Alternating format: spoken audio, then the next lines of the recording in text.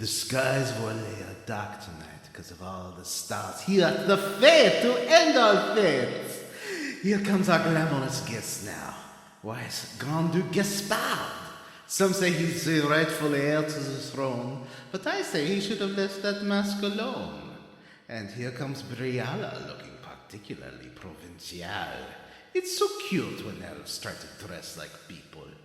Oh, but wait, who could it be? Ah, yes, it's the Inquisitor in a militaristic crimson ensemble that perfectly sets off the it accessory of the moment, a glowing green hand. Let's go down to Johnny live on the red carpet. Johnny? Hey there, French Johnny.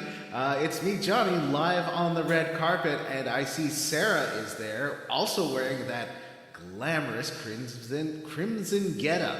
We've also got Solus, his head gleaming. And Blackwall looking like a scruffy nerf herder? Back to you, Matthew. Wow, look at that. Here comes the beautiful Cassandra and the incredible Vivienne. Oh, look at them in like a militaristic crimson ensemble. All right, well, guys, maybe mix it up. I can't believe they all both the same thing.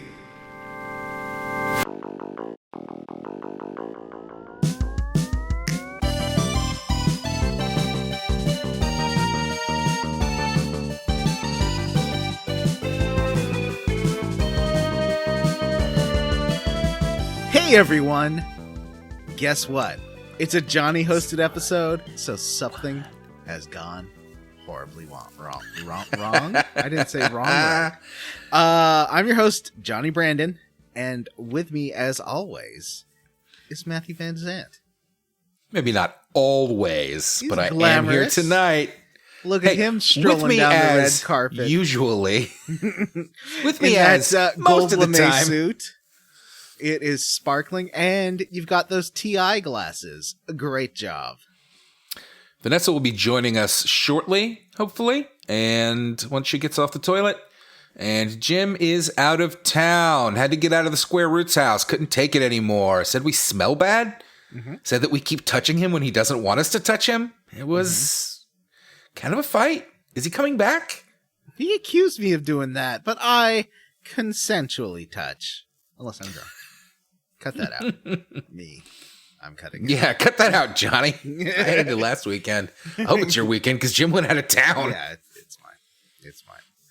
And yeah, so what do we do on the show?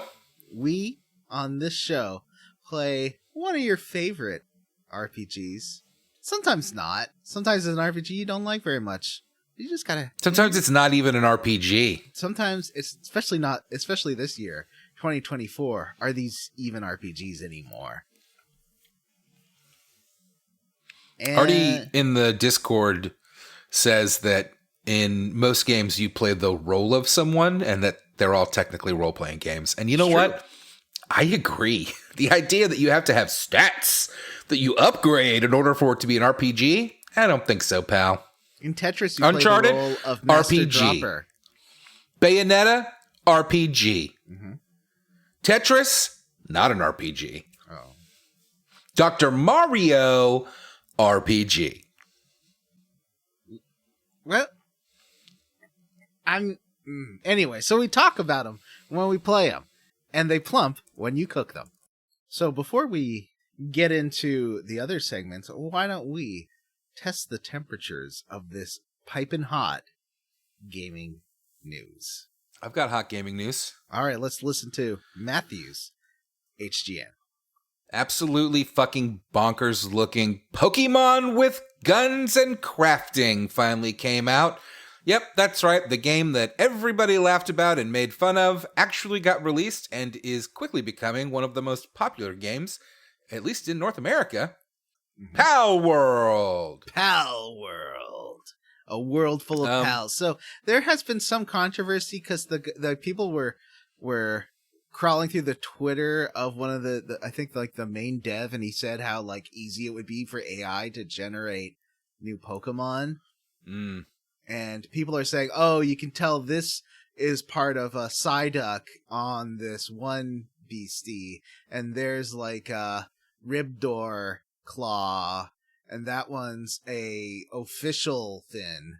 Yeah, listen, I don't have any hard proof for this, so probably, don't take me at my word, but I would not be shocked to learn either in the near future, that either some, if not most of that code for that game was AI generated, and B,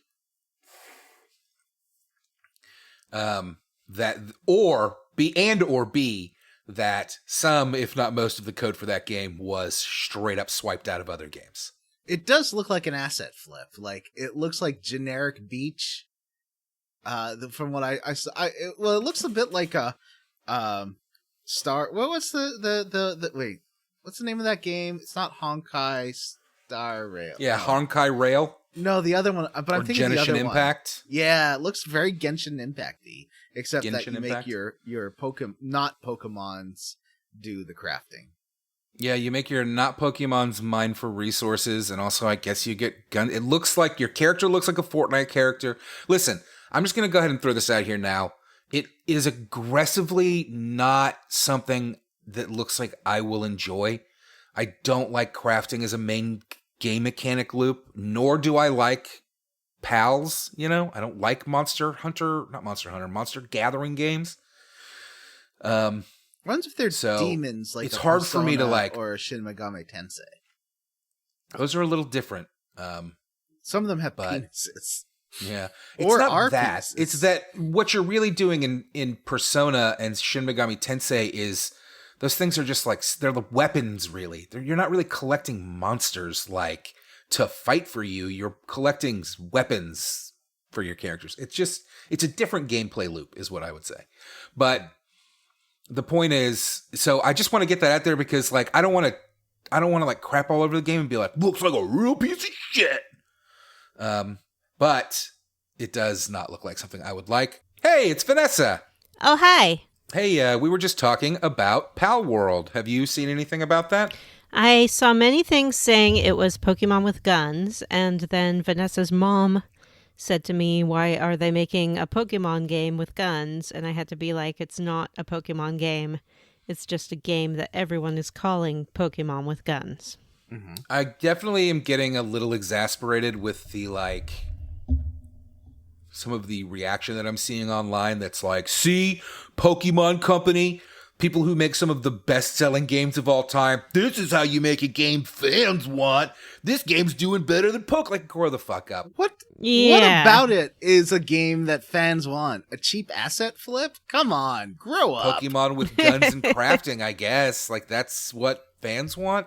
Which I get, like, listen, there's a segment of people that do want that, and that's great. I want stupid things too, but let's not act like this is some revolutionary act or like genius fucking idea. To me, it looks like a pile of garbage. And there have been lots of monster collector games in the past that aren't Pokemon. Yeah. And there have been lots of games with guns. We'll see how long it lasts. Vanessa, you'll be happy to know that John did you very proud with the last time on. He did an excellent job. Oh, good. Was it as good as the one I'd written? He did the one you wrote, and we even ad-libbed a little at the end. Mm-hmm. Oh, Johnny. He did. It was wonderful. Oh, I'm delighted. I bet you knew exactly what I was going for. I did. Aw. Get out of each other's heads, you fucking weirdos. No, it's so roomy in here. I love Johnny's big head. We'll be in the Square Roots house, standing next to each other, wearing identical dresses, saying, "Come, improv with us, Matthew. Improv with us, Matt. Yes, and with us. Forever." Anyway, I don't know that we have much more to say about Pal World other than we'll see what happens, and don't expect us to play it on the show. Anybody have anything they want to add, or would you like to hop into Johnny's Hot Gaming News? I don't even know anything about regular Pokemon, let alone Pokemon with guns. I know a lot about Pokemon. Charmander. Have you ever played a Pokemon? Squirtle. Yeah. Vanessa? Yeah. But I played not like an hour really. of Pokemon Soul Silver. Yeah, I've played a little bit of like one or two, but I never get very far because it's just not something I enjoy. Yeah, I'm the same way. What I have played a lot of is Pokemon Go.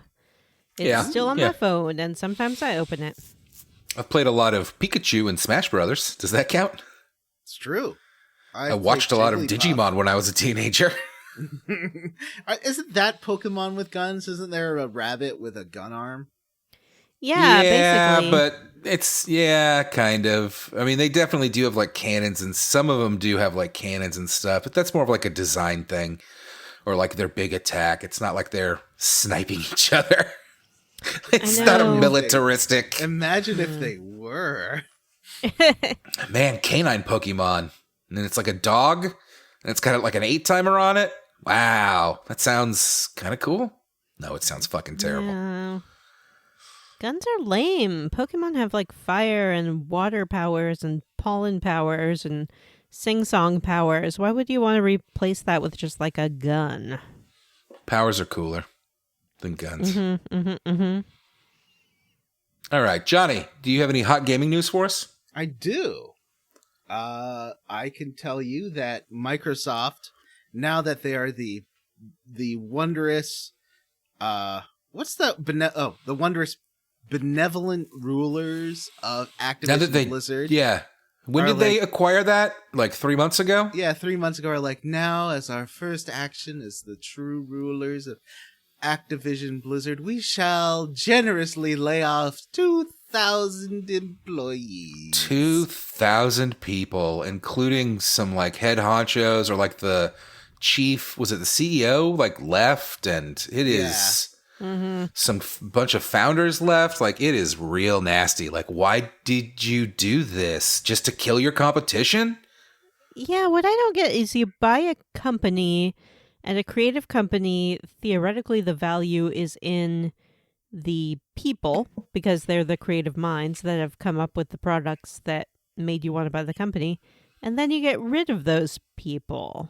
Well, like we all knew Bobby Kotick was going to leave, and Michael Ibarra has announced his resignation. Maybe he found that he wasn't going to be able to have as much, be able to call shots as much as he liked, and I'm sure there was. I hate using the word redundancy, but like PR people and other positions which are already covered under Microsoft's umbrella, but also like figure out other ways of using these people, like work on retraining and trying to explore. I don't know. They're so quick. There's reasons why tech companies are so quick to expand and contract like that, because especially towards the end of the quarter, it looks good on shareholder things like, oh, we just restructured and laid off all these people, and to shareholders, that's great. To the employees, it sucks, but companies are beholden not to their employees. They are beholden to their shareholders. Yes, because of a United States Supreme Court decision that basically said you have to pay the shareholders as much as possible, and other things like longevity of your company and happiness of your employees. Throw it out the window. It doesn't count anymore. And it basically that was in the 1980s. Tech companies are in a forever expand and contract scenario to appear as if they're doing stuff. Basically, they're like, oh, look, we're expanding. We're going to be making you even more money. Oh, we're so responsible. We're laying off all these people we hired 2 years ago. Like, it is on purpose and weird. Yeah, it's dumb. It seems like it's almost like intentionally designed to make things as terrible as possible for the majority of people in the world. I don't know. I wouldn't be. I think it feels like a plot by the lizard people is what I'm saying. I don't think that it's intentional, but I think that that sounds like something a lizard person would say. I think that the cruelty is just due to indifference. Like, they don't care. Not that they are wanting to be cruel. The cruelty comes from them just being that way. Mm-hmm. Here's my hottest take about the whole situation. There was some game that was canceled that was like 7 years in development. Yeah, a survival game. I don't remember what it was called. It's my hot. It was called Odyssey, I think. Here's my hot take about that. Development cycles are too long. Yeah, that's true as well. If you've been developing a game for 7 years, what's that about? Why? Well, in a way, you're developing towards trends that are already on the outside, that are already, on the outside of their longevity. Yes, Yeah. like survival games were real big 7 years ago. Mm-hmm. And it like playing through Dragon Age Inquisition. And there's more reasons than just they were working on Dragon Age 4 this whole time, because they weren't. They're working on Mass Effect and then Anthem. But Dragon Age Inquisition took 3 to 4 years to make. I still think is gorgeous. Like I sit back and look at how many just screens you're in that look like a fantasy painting, like that you're in the cover of a D&D rule book at just anytime you hit pause, and that's amazing. And this game, it didn't take 8 years to make, and I think that if you maybe limit graphical and technological things a little bit to have achievable, I mean, I know that I do know, like, for 100%, BioWare had way too much crunch during that time, so Yeah. like a 4 to 5 year development for something like a new Dragon Age, and it doesn't have to look like Alan Wake 2, because Alan Wake 2 doesn't run on new computers very well, like at full. Yeah, I was gonna settings. say, the opposite of that is you've got the option to make games like Alan Wake 2, which is legitimately one of the best looking games I've ever seen, but it's short, it's small, that's true. it's contained, it's 3 areas that you go back to, it's 5 areas that you go back to 6 times a piece or something. Like it's fine, and it looks amazing. But I don't know how long that game took. It's hard to say, because has it been in development since Alan Wake 1? Who knows? No, that's been in development since the end of Control. So about probably a little before Control, because not everyone's working the whole development time. Let's say I understand. 2018, 2019. So yeah, a 5-year game, which I guess is just what games at minimum take now, which is that's If bonkers. you're making a AAA game. And I'm not saying they not every don't game take a has to long be. time. Well, not every but- game is. There's plenty of indie stuff out there. I mean, look, Yeah. Ubisoft just put out a Metroidvania Prince of Persia game. Mhm. And in a lot of ways, that Prince of Persia game is what people have been asking for. Make something that's a little more retro and not as intense, and you can just get out in a few years. Do you And think it you seems can to be make doing a well. game that looks, I mean, with like upgraded lighting Critically, and stuff, anyway. but technologically wise, looks like Prince of Persia: Sands of Time, like that level of graphics? Would people play that, or would they be like, "This looks too old"? I don't think so. I think there is a line of polygon. I think I'll tell you what works better. When you go for the cartoonier look, like, let's say, Pal World. But, that's been a thing for a long time. Look at World of Warcraft, was one of the biggest games on the planet for a decade. And unlike all of its competition, it was never about the graphics. It all looked cartoony. I think that there is something to be said for that cartoony art style that maybe hits with the wider public more than anything else, which is kind of weird, but... Yeah, stuff like Hi-Fi Rush, too. And that was a shorter development game and a smaller game. But I love the art for that. I think that game looks It does look fantastic. great. I didn't love the gameplay, but that's just me. People like art, It's like people like animation.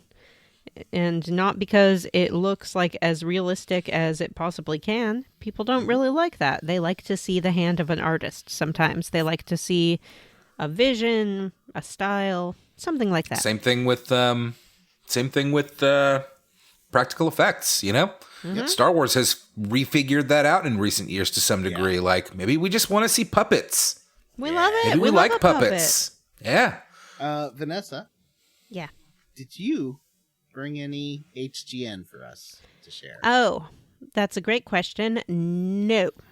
Well, I would just like to say, before we move on to the next segment, Apple has reversed their decision and will allow one-app subscription services to run on Mac and iOS. So you will be getting a official Xbox Cloud gaming app on your internet telephone and Cool. your Macintosh computer. When I'm playing my Xbox Series X or whatever it is we all have, all I can think about is, man, I wish I was playing this on my phone. I have played. It's tough because there's so few Wi-Fi available that will actually run Xbox cloud gaming well in Canada. But there's one place I'm at. I want to say, like, I'm not going to say where, but let's say I'm there like 5 times a week where the Wi-Fi is good enough to play Xbox cloud gaming, and it runs great. Like, it's if you have your laptop and a controller, it's a great way to play. All right, And, who is ready to that's what level? they want you to be doing when you're there 5 days a week too. At Be the playing your Starbucks, Xbox game. at the Starbucks. Right, I'm yeah. talking about. Of course. Hey, I have breaks at Starbucks. I mean, listen, I you guys know I work from home, but I am more than willing to admit, and I have told the president of my company, I am more than happy to take my lunch break, turn around, and play on my Xbox for an hour. Ain't nothing wrong with that. All right. Who wants to level up first? I feel like Matthew. Johnny wants to go first this week. Oh, okay. Johnny has big news. Big Oh. things happened to Johnny. I'm excited to hear about it. It's true. I have been rewatching The Good Place and Crazy Ex-Girlfriend and trying to talk Matthew into watching Crazy Ex-Girlfriend. I made him watch that I Love My Daughter song. None of this is true. You have not said a single word to me about Crazy Ex-Girlfriend. I saw the whole conversation. Remember, Matthew, I sent you a video for I Love My Daughter. Boy, was this like a middle of the night conversation when I was like responding to you in my sleep? You said it was going to be in your head all week. Oh, that was from Crazy Ex-Girlfriend? Yeah. Oh, I had no idea. That's it's a real good show. Matt, I think we like the same kind of comedy a lot of the time. I think you would like that show. I think it's fun. I've actually watched the first couple of episodes way back, and it didn't quite hook me, but I've been meaning for years to go back and kind of give it another shot. Yeah, the first couple. I started watching Detroiters today, so I'm going to run through that. I tried. You know what? I did try the first couple episodes. I was like, maybe this isn't for me. It's different. It's got some good lines, though. Jim was and telling of me course- last night that it's better than I Think You Should Leave, and I was like, I'll cut you. Speaking of I Think You Should Leave and podcast news, I was listening to a podcast called Neighborhood Listen, and last week they take real posts from what's that app called? The real one? Nextdoor. Yeah, real posts from Nextdoor. And then they have an improv person pretend to be the poster, and have a Interesting. half-hour It's really funny. But yeah, that's fun. The post they chose last week was a one about a guy who had 1,000 fake meatballs that he needed to sell, and they didn't look like pieces of shit. And I guess none of the hosts have seen a show called I Think You Should Leave that this was a reference to. Yeah. And so they treated it as if it was a real post, and then had to do a mea culpa intro to the podcast this week saying we didn't realize it was from a show we haven't watched. Yeah, we got trolled. Isn't that a Paul F. Tompkins show? Yeah. Neighborhood Listen. Oh, really? Surprised he hasn't watched. Yeah, I me think too. You Should Leave. Yeah, I thought he would I feel like that. Hollywood people don't watch a lot of content. You know what I mean? Well, sometimes if you work in comedy, at the end of the day, you just want to watch like a murder show. Yeah, especially with his friend Paget Brewster on it. Yeah. That show's terrible. But I guess what Vanessa really wants me to talk about is that I did see the Flophouse podcast live. Ooh. Wow. We're going to be doing some ads for our for podcasts we like, because that's what I'm going to talk about. Go ahead. How was it? I've never been to one. Yeah, it's my first time. I mean, I've watched the Flop TV and stuff, and those streaming episodes they had. So I knew what to expect. It was fun seeing how energetic Elliot Kalin is in person.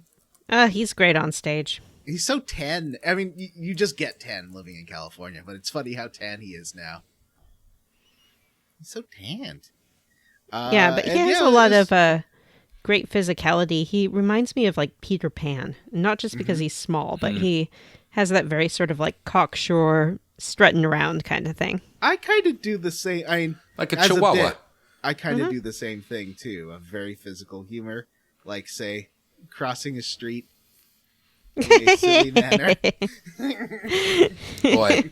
All right. These two were talking about a time they hung out IRL, and give me a break, guys. Well, Matthew, you'll have to one day witness what IRL Johnny is like. I mean, IRL I would Johnny like You're is- gonna nothing love it. more in this whole Very life than to meet silly. the two of you in person. This needs to be cut because obviously we all live in the same house. But Yes. that is one of my fondest desires is to meet both of you and hang out. But I We had a will really make good it time. happen. I'm going to had Tampa and a I'm going good to see that time. shoe bill and I'm going to see Matt. Yeah, I want to go see a shoe bill in Tampa as well. Anyway, Vanessa. Yeah. Smellnessa Smelly. Sorry, yeah, that's your name. I don't know if you know. Oh, okay. She didn't Smellnessa Smelly. because she has not looked up once in the last 10 minutes. Why don't you tell us how you leveled up? What's that blue glow on your face, by the way? It's very alluring. It would be the reflective light of my microphone. Thank you for asking. Uh-huh. How did I level up? Well, Wait. I did. So what you're saying is you got one of them iPhone minis?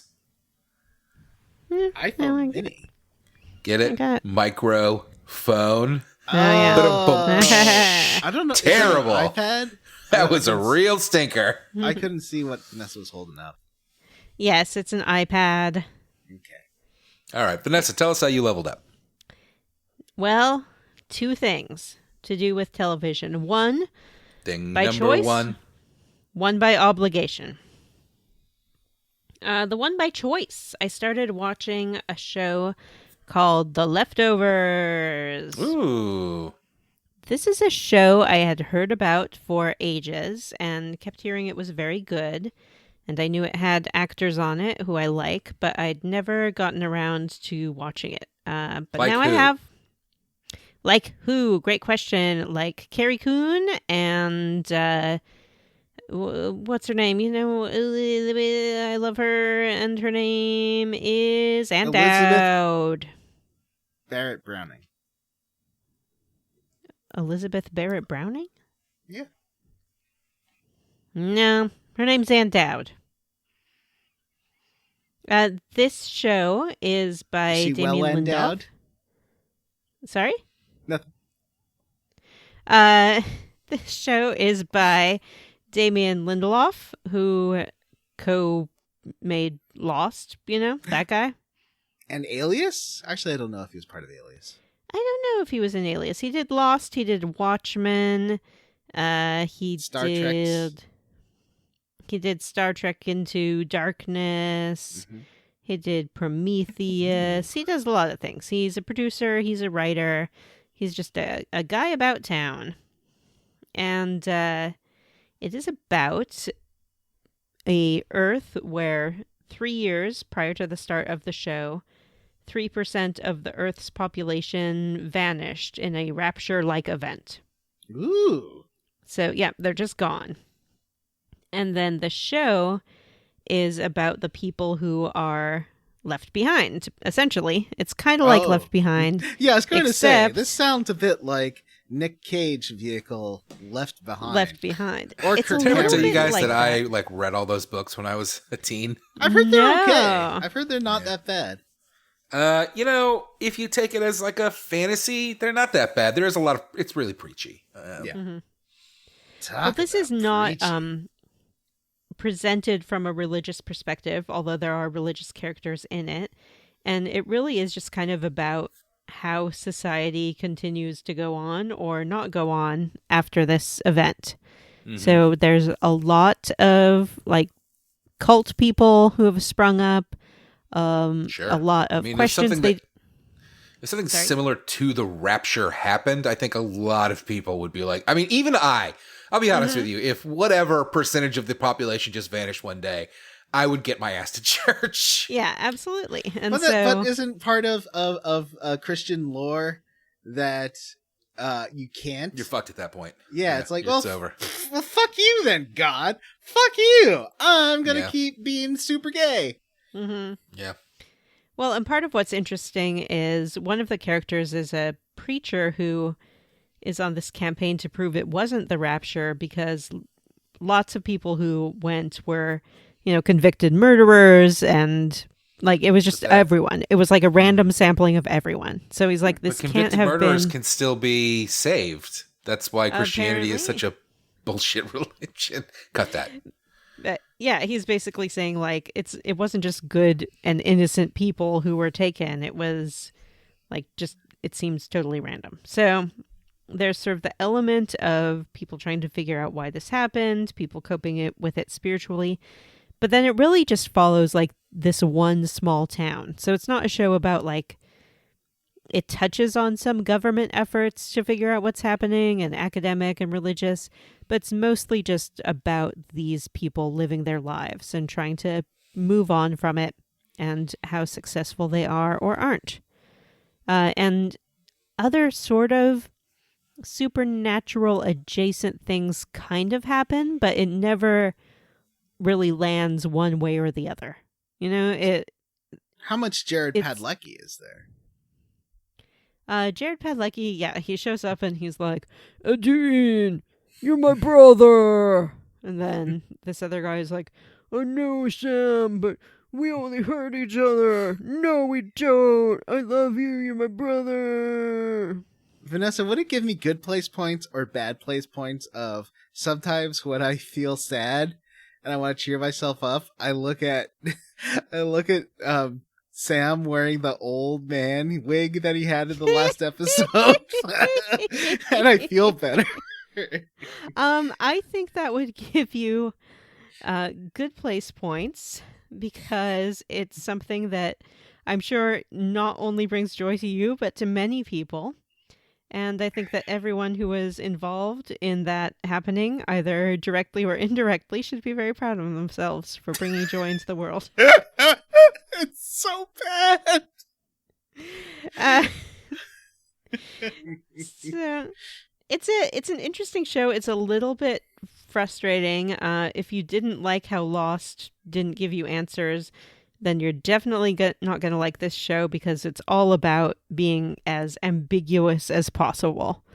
Like, everything that happens, you can be like, oh, maybe that was supernatural, or you can be like, that definitely was not supernatural. These people are just crazy. Well, that sounds like the type of thing that would drive me crazy. Yeah, well, I think it might. Lindelof learned from Lost that sometimes explaining things makes it worse. Yeah. That's a good point.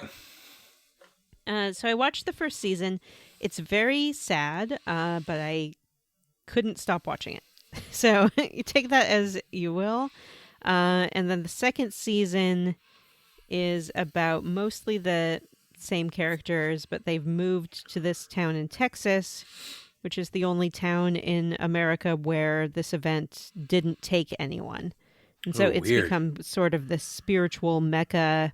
They've turned it into a national park. And is it it's about Tyler? the people who are... Is it Tyler, Texas? Yeah, it's Tyler, Texas. No, it's I forget what it's actually called, and I don't know if it's a real town or not. Probably not. But yeah, it's kind of about that town and whether or not this town is actually special or not. And some of the people who live there are really opposed to the idea that it's special. They're like, it was just a coincidence. So it's Why would you interesting. think that your town is special if no one does? I guess. Okay, never mind. Yeah, I guess I get it. they think they were spared, maybe. Yeah. Yes.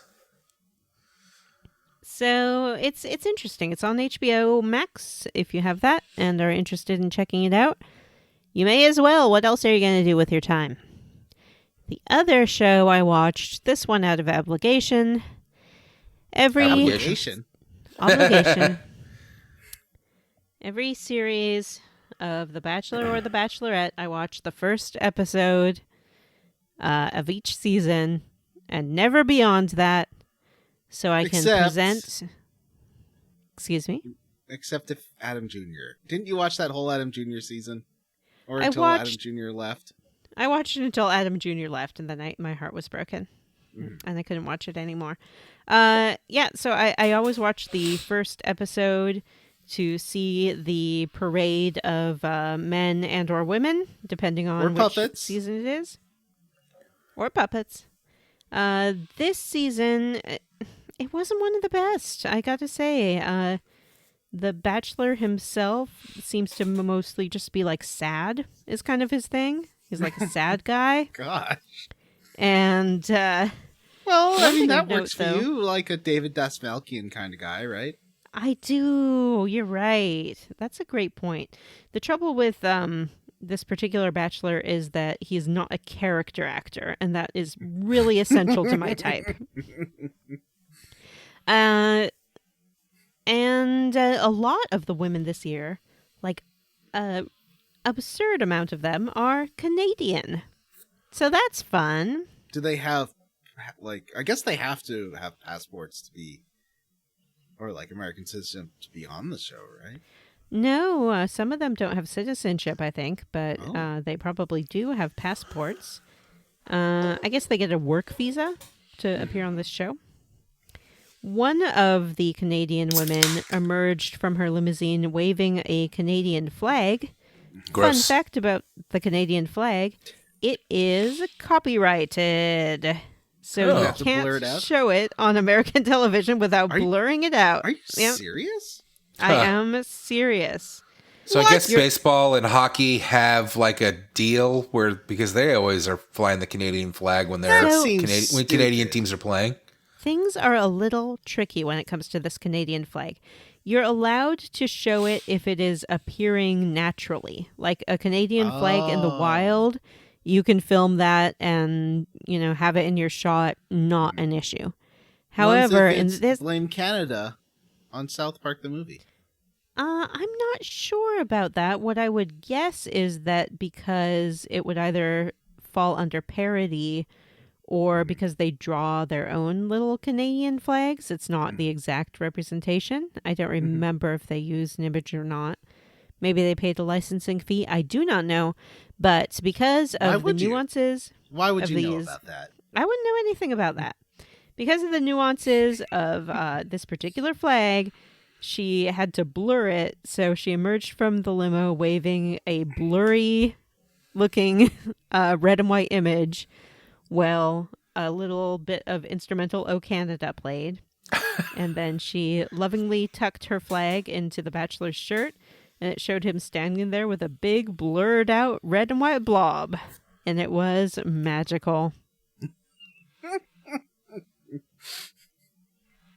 And I guess the producers just didn't realize that this was going to be an issue when they allowed and or gave this Canadian flag to the girl to wave. Sure. Why would you know this ahead of time? Nobody would know this. So that's how I leveled up. One piece of interesting television and one piece of terrible television. Matt. Hey. Hi. Hello. Hey, what's up? I So- guess you haven't leveled up yet? Nope, I haven't. All right, well, All right. Well, time we to talk. do I got two things to talk about. One briefly, which is that, well, probably both briefly, but one briefly, which is that I took Vanessa's suggestion last week and I watched The Traitors. ooh. And I love it. It's my new Yay. favorite show. It is just right up my alley. Like, it's very similar to like The Challenge, which is obviously the official show of the podcast. It's lighter than that, in the challenges can be very demanding, and this is definitely less of that, but it makes up for that in having a baked-in excuse for drama that really constantly pans out, and Alan Cumming just fucking chewing scenery. I don't know if that applies to reality television, because is he acting? But I guess he is, because that can't be how he is in real life. No, but it's so good. It's I do like want to say that he is good. everything he it's- does is perfect on that show. He is a delight, a legitimate delight. His outfits, his overacting, his it's so good. Here's a fun true fact. Most of the outfits he wears on the show are from his personal wardrobe. Hell yeah. He said, so I watched the current season up to current, and then which was, I think, 4 episodes. This current season is all reality show people, including cast members from The Challenge. So that got me interested. I rolled back and watched the first season, which was about half and half reality show people, half non-reality show first-timers. He really saved the best for last in the first season when he wore a hot pink plaid suit. It was So amazing. good. Dude, it was so good. Anyway, it's delightful, and the trader stuff is smart television. It's engaging. It gives you a reason. It gives you a reason for the drama that you typically get in these shows. Mm-hmm. And I had a lot of fun just chatting with Vanessa about how fucking stupid these people all are, how terrible at it they are. Which I get. If you're there in real life, I'm sure it's a lot different than watching it on TV. But boy, were they just wrong and wrong and wrong and wrong and wrong and wrong and wrong. Wrong the whole season long. They couldn't figure out anything, which, I don't know. What I love about it is they often will have their round table to try to figure out who the traitor is, and they'll have two people in mind who it could be. And one of them is a traitor and one of them is not. And they will vote for the one who's not. And you think, okay, well, next week, surely they'll just go back to the other person who they thought it could be. But it's like, no, they can't remember from day to day who their like second most likely suspect is. They're just like, oh, And well, we were wrong. So we were obviously wrong like on all fronts, and we need to just try something totally different. And it is a day-to-day show. I don't know. I don't watch a lot of reality television. I know that the challenge, it's usually a few days between things happening. In this show is every day there's a game, and then there's a vote, and then there's a murder. So I bet it films pretty quick. I bet they're done in 2 weeks tops. But yeah, Vanessa was right. It was perfect. It was great. And if you are like me, if you're a challenge head, which I know there's a few of you out there, do go check it out. It's on Peacock. If you have that, It's on Crave in Canada. it's on Crave in Canada. It is a lot of fun. It's silly and over the top, and that's what I really liked about it, is that it's more than anything else. I would describe that show as silly, which I enjoy. And my other level up is, have y'all ever listened to The Adventure Zone? Well, Yes, no. the first couple of months of it. I heard the one that was like the Flophouse guys did an episode of it. I believe I listened to that. They've done like 5 episodes of it. Maybe I didn't listen to all of them. Yeah, they've got a lot of the Max Fun bonuses were that for a while. I don't know if they're still doing it. I am a big fan of the adventure. I still kind of am a big fan of the Adventure Zone. That is the McElroy brothers, from My Brother and Me, along with their father, Clint McElroy, doing a live play D&D thing. And I think most people that got into it agree that first season of it, the first campaign they played, was really good. There were some flaws. It gets too absorbed in itself by the end, but overall, it was lightning in a bottle for them. It was hugely popular. It was really good. It was a lot of fun. They have since then done several other campaigns, both in Dungeons and Dragons and in other systems, and they have never been nearly as good or interesting as that first campaign. That's sad. Yeah, it was, like I said, it's a real lightning in a bottle situation where they have been trying to recapture it and they just have not been able to do it. And I have given every campaign a shot and usually don't make it more than a handful of episodes in before I just kind of don't care. Well, I'm glad to tell you, I think that they've captured that lightning in a bottle a second time. Whoa, what a twist. The newest campaign of The Adventure Zone just started. Episode 3 came out today, I think. So 3 episodes out by the time this episode releases. It is called Adventure Zone versus Dracula. And it is, the 3 episodes that I have listened to is just hitting all of the right spots. You know what I mean? It is so good. The music, banging. Griffin doing a really just extra silly Dracula, absolutely nailing it. It's very toothy and Dracula. I can't do it. I love it, though. Not like Justin's Count Donut. Kind of, but he sounds like he's got too many teeth in his mouth. It's fucking great. Every episode starts with a monologue from Dracula, and they have no joke made me laugh myself to tears. They're playing Dungeons and Dragons again. I don't know. It doesn't seem like it is a campaign, like a box campaign. It seems like it seems like Griffin has written this one out himself. And it seems like they've dialed the goofiness up to 11.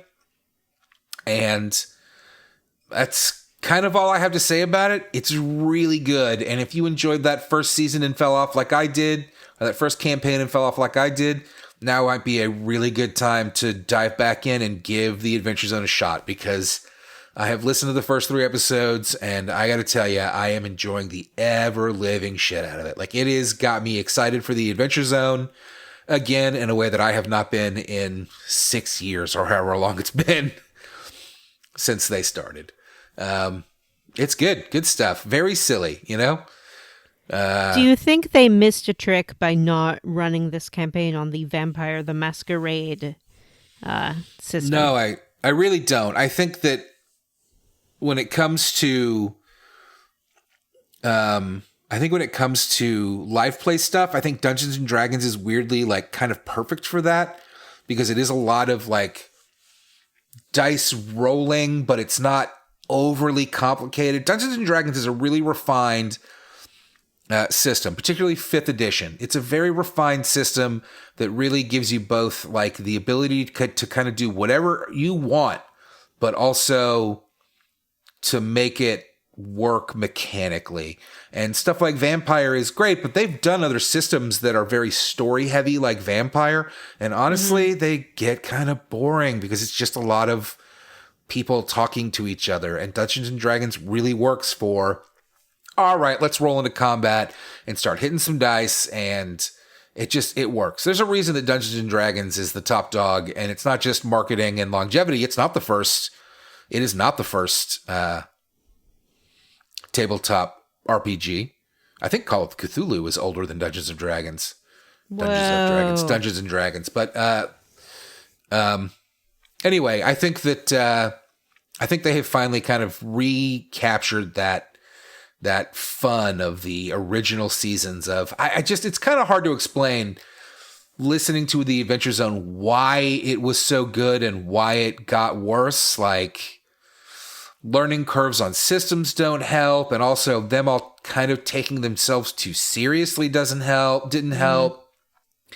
But I think they've finally figured their way back around to something that is really good. So if you have any interest in that type of thing, go check that out. You know, they're not paying us for an ad for sure. So that's a legitimate, recommendation. I am, and I'm excited about it. That's why I decided to talk about it. It's exciting to have something like that again, where I'm just like really excited for next week's episode. Yeah.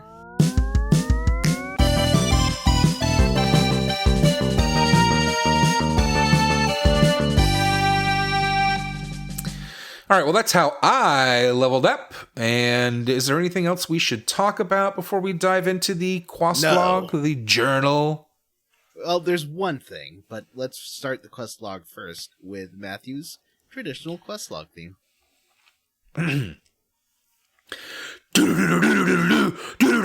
Nope, I'm doing Munch Squad. Got to redo that. Gotta have to do it again. Quest log. Beautiful. That's it.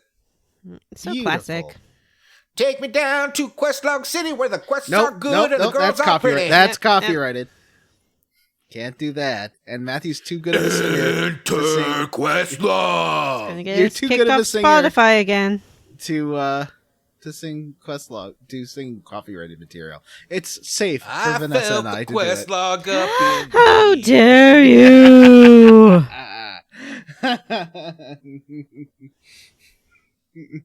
So, Sorry, Jim posted a vase to our group chat that it's like a lovely ceramic vase, I guess at a Goodwill, that does say, "I leak on my bottom, but I'm very attractive." I'll take it. So, before we get into the new quest log, I just wanted to say how I handled Gaspard, Celeste, and Yes, please. Countess Undercut. Yeah, it was so strange because obviously we talked about this last week and you were here. Why? You forgot but to ask me. we forgot to ask you. Yeah, I forgot to ask you what you did. So, I decided to do a full-on girl squad for this girl mission, and that was great. I don't know, it feels the only other game we've played where you can be like a full lady squad. I guess Mass Effect if you play a lady, and Final Fantasy X too. Like where you have a lady party of ladies, and the Sailor Moon game. You can't forget about that. No one can forget about the Sailor Moon game, no matter how hard they try. I can. I often forget about it because it was not good. Yeah, it was not good.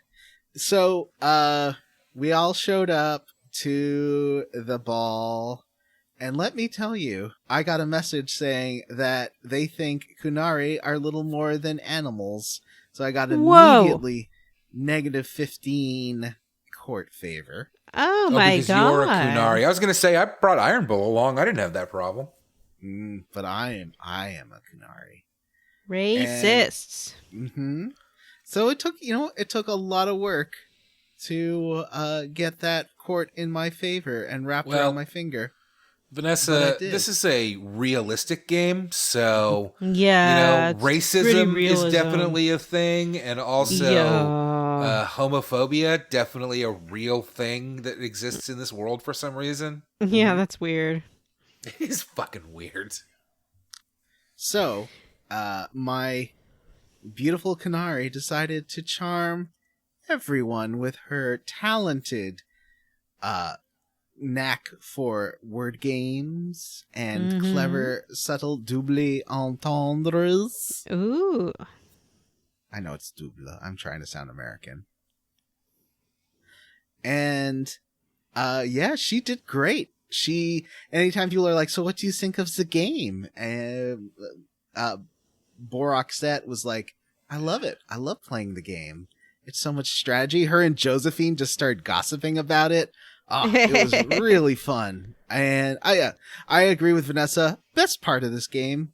It is wonderful. I love the intrigue. I love trying to manipulate people. So in the end, cause there's a point where everyone gets together, and sort of decides how they're going to handle this.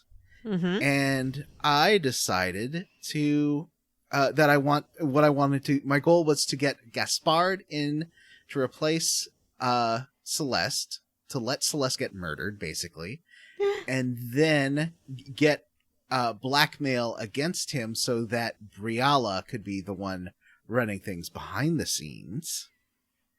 And the thing was, first of all, that dance with Countess Undercut was wonderful. I loved, everyone was amazed, and I was dipping her, and everyone was gasping at how wonderful the dancing was.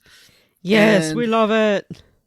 But she obviously betrays us and becomes super evil. She does stab. It's Empress Celine, right? Yeah. Yeah. You did what I did? You got the stab through the back. Yeah. She got super killed, but I kind of wish it had, and I feel like Obsidian would have accounted for this. I got blackmail evidence against both of them, and I wish the game had an option of being like, no, I know what you both are up to, so you're both going to do what I want. And it didn't let me do that. I feel like it still kind of does. You still have Briala wrapped around your finger, right? I don't know. Maybe you're right. It does. I just feel like that it should have recognized that I you will got fulfill my promise. And I wanted to be the fucking A, right? You will. Yeah, exactly. I think that would have been the best game end of playing it. Yeah, I agree. we should have made more Celine Dion jokes. I made a little bit of one last time, but I think Who's it was that? a good source. Who's Celine Dion? Yeah. She's a Quebecois lady. She's very slim. Okay. She I sang didn't ask what she looked like. She sang such songs as "My Heart Will Go On." Oh, so like a Ziggy. Taylor Swift. Yeah, basically. Oh, like a Billie Eilish. Imagine if Billie Eilish had songs written by Jim Steinman, but also sang songs in French, like more poppy 80s and early 90s songs in French as well. Who is? She's an Celine icon, and now she has a horrible illness. It's very sad. Yeah, and her husband died. Yeah, her dead husband. Yeah, that sounds like a Canada thing. All right. She was 16 and she married her manager. What's wrong with that? Yeah, Everything. totally normal. Let's talk about a different quest. Let's talk about a quest called Here Lies the Abyss. Oh, we're going to plunge right into it, eh? Unless there's something you want to talk about first. Well, yeah, we're going to talk about our great side content. Johnny, did you play any of the character stuff? The Inner Circle quests? Not yet. Look, man, I've been having a tough time getting time to play video games. I mean, That's listen, not at work. also, I am really struggling at keeping up with this game. Yeah. I have been. It's going to be until the end of February now. 6 day weeks. So. All right, well, I know Vanessa's got something in the holster for this section because this is what she wanted to do. Boy, do I. I've been doing tons of stuff all over the place. Like what? Well, I guess what I'll talk about is Cassandra. You know Cassandra. She's got Boo, she's boring. She's got a very stern demeanor. Ugh. 14th in line for the throne of Navarre or something. So Cassandra is a seeker, which is sort of like an maybe internal affairs officer for the Templars, I want to say is the best way to describe it. Okay. If there's ever problems with the Templars and the mages. So she's a rat. Yeah, she's a rat. She Then goes blue line. in. Then red line. If the mages complain about the Templars, and then she goes in and checks it out and sees what's what. So she loves And by being a that you seeker. mean probably what do they do to the mages? Tranquil them. Yeah, it's probably what you mean by that is goes in and tranquils the mages that dare to complain Maybe about her sometimes. fellow cops. It's interesting that you should mention that. The right of tranquility will play a role in what I'm going to talk about. Shocking. So, Cassandra, she loves being a seeker. As you get to know her as a friend and a pal, she'll talk to you about what being a seeker entails. And she says in order to become one, you basically have to meditate for like a year until you are just empty and don't feel anything anymore. And Not talk to then- anyone for a whole year? That sounds like heaven. Mm-hmm. And then she said she did this, and then she suddenly felt this rush of faith in Andraste and the Chantry, and became even more religious than she ever was before. It was this great, wonderful religious revelation. And by undergoing this, they have certain protections against magic and things like that. So she wants to find the rest of the Seekers. They're missing, and she wants to track them down. So she figures out eventually that they could only be at this one place, Caer Oswin. That's Caer. I think I'm saying that right. And Caer Oswin. Thank you. And she wants to go there. So we head over there with her, and we run into some weird cultist people called the Order of the Fiery Promise. Hot. The Order of the Fiery Promise Johnny's not at his believes... mic, so you have to ignore him. The Order of the Fiery Promise believes pooping. that... Gross. Yeah, what does that mean? Pee-pee? He's in his fart room. Probably porky pooped or had a hairball or something. Guessed it. I guessed it. So, the Order of the Fiery Promise believes that in order to get the Maker to come back, we've talked before about how the Maker is like an absent god. Basically, the world needs to end. And then the Maker will come back and remake it. And it'll be great. That sounds dark. Yep. And they hate the Seekers for some reason. Because they think that they're the real Seekers. It's difficult to really parse out what it is they think. But we fight through them. And we find a Seeker. And he's lying on the floor. But he's been corrupted. He's all covered in like lyrium marks. He looks awful. And he says, Lord Seeker Lucius, who you'll remember as the guy who showed up to punch that old lady in town square. We love him. He is behind the disappearance of the Seekers and has sold them out to the Order of the Fiery Promise. Bum, So we bum, keep bum. We keep fighting our way through the castle, and finally, we find Lord Seeker Lucius, and Cassandra's like, how could you do this? You sold out the Seekers. This is awful. And he's like, yeah, I sold them out because when I became Lord Seeker, I got this book. And he holds up his very special diary, and he says, this very special diary tells all the secrets of the Seekers, and guess what? This is pretty exciting. You're going to love this. You know, when you meditated for a year and you felt totally empty, that's because you had been made tranquil. Wait, what? Yep, Cassandra had been made into a tranquil. What the fuck? She's not tranquil, though. She's not tranquil anymore because after she became tranquil, they got a spirit of faith to come and touch her brain and influence her brain and totally brainwash her into being this super chantry lady. What the fuck? Yeah. This is wild. Not only that, but the book explains that not only do they know how to do the rite of tranquility on people other than mages, they also know how to reverse it. So this whole time... I just thought the rite of tranquility was a lobotomy. Yeah, essentially. Yeah, a magical lobotomy. Is it essentially so it's a magical lobotomy. Yeah. So it's not a sucker punch lobotomy where they put a nail in your eye. Okay. No, it's a magical lobotomy. No, it cuts someone off from the fade. So not only do they know how to do it to people who aren't mages, they also know how to reverse it.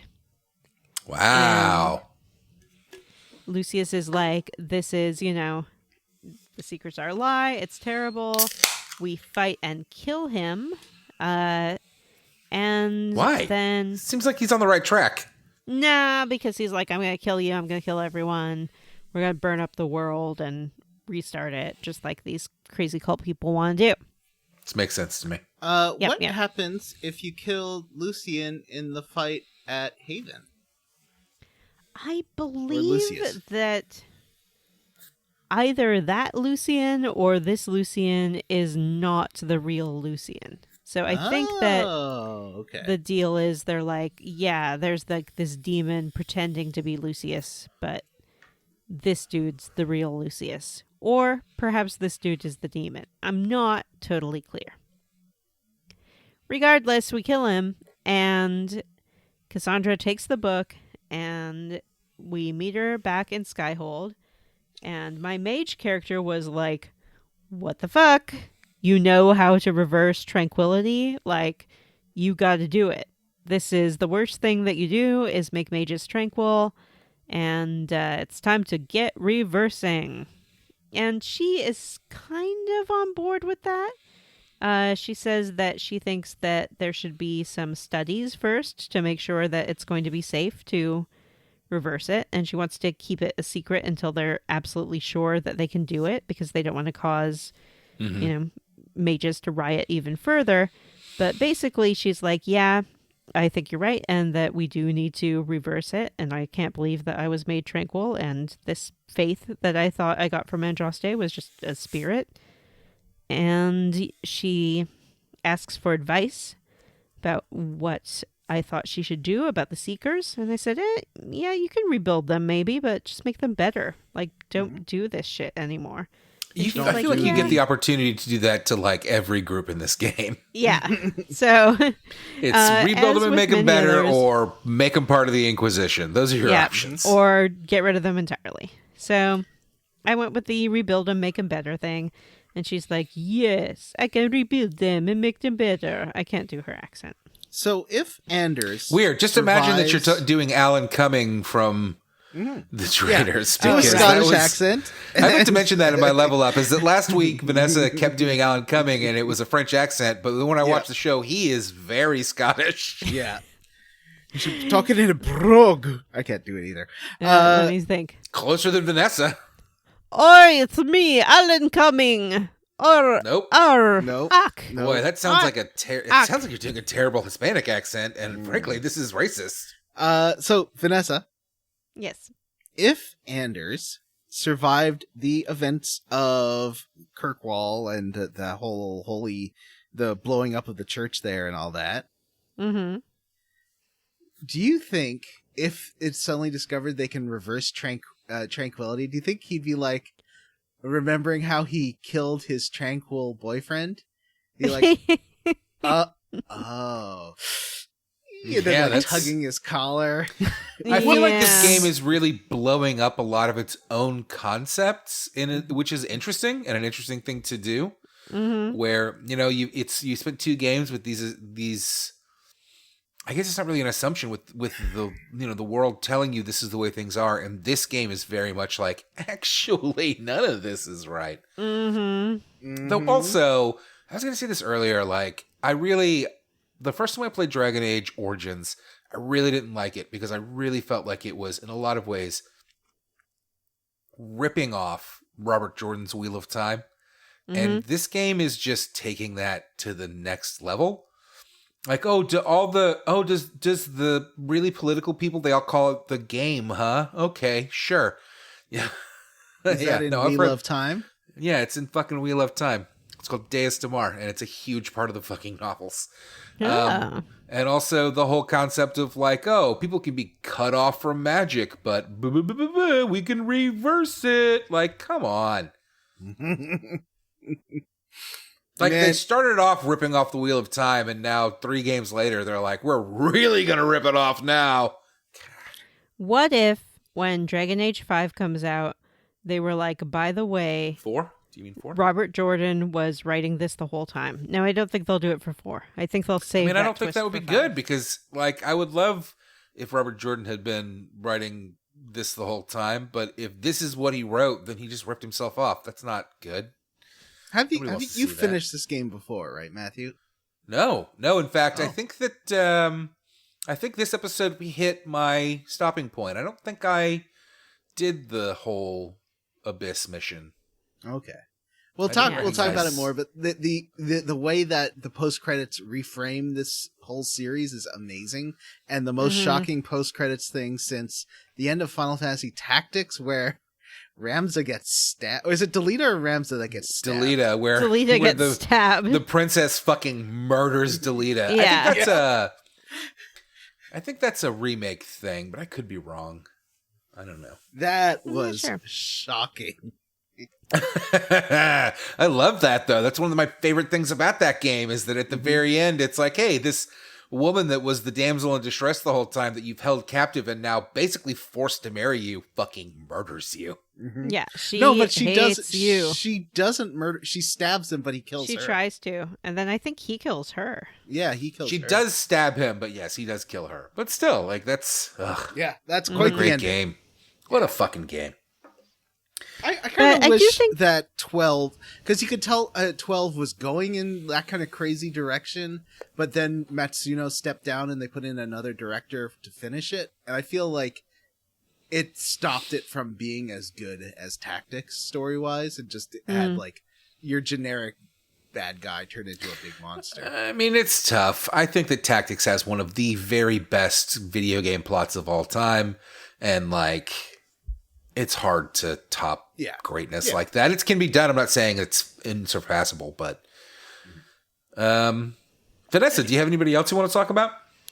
You just blew my mind with Cassandra. I would like to hear more.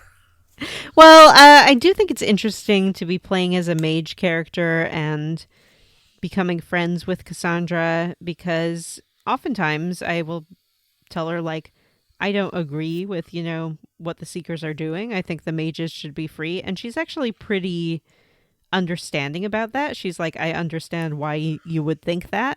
And I don't know if that's just because I'm a mage or if because I'm a Dalish mage, because that's a whole nother thing too. Because the Dalish mages don't grow up in the circles, don't really have anything to do with it. So she can be kind of remarkably diplomatic about some of this stuff. Diving into the lore really changed my opinion on the Dalish in that, like, they were slaves for a long time, and that's terrible, and the alienages were terrible, are terrible. But at the same time, like, if you dig into what happened to the Dale-ish mage, the Dalish elves, the elves that lived in the Dale, and the fact that they kind of went on the assault against everybody for no good reason, really, and just, they had their reasons, but there was a lot of misunderstanding there, and the fact that they're now scattered and kind of all fucked up is kind of their own fault for being way too aggressive. I'm not saying it's right, but, like, when your people or your country or your whatever are, like, going on killing sprees, it really turns things around to the point where it's like, listen, you have reasons to be, not trusting of us and not like us. And I understand, we all understand that, but we also can't sit around and let you just murder us. So yeah, absolutely. No, I think it's interesting. I appreciate that about it. All right. I want to hear another thing from Vanessa, but first I just will give you a quick Matthew thing to give her a break to, level up in her game or whatever she's doing, which is, I will talk about the Dorian quest, which is, there's not a lot to it, but I'll talk about it. But before that, let's mix it up. I have not done Iron Bull's whole thing. I'm trying. He has not given it to me yet. I really want it. Wink. I thought it was funny. I did go kill a dragon this week. How was it?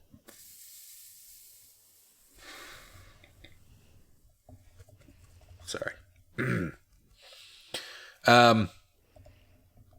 It was fine.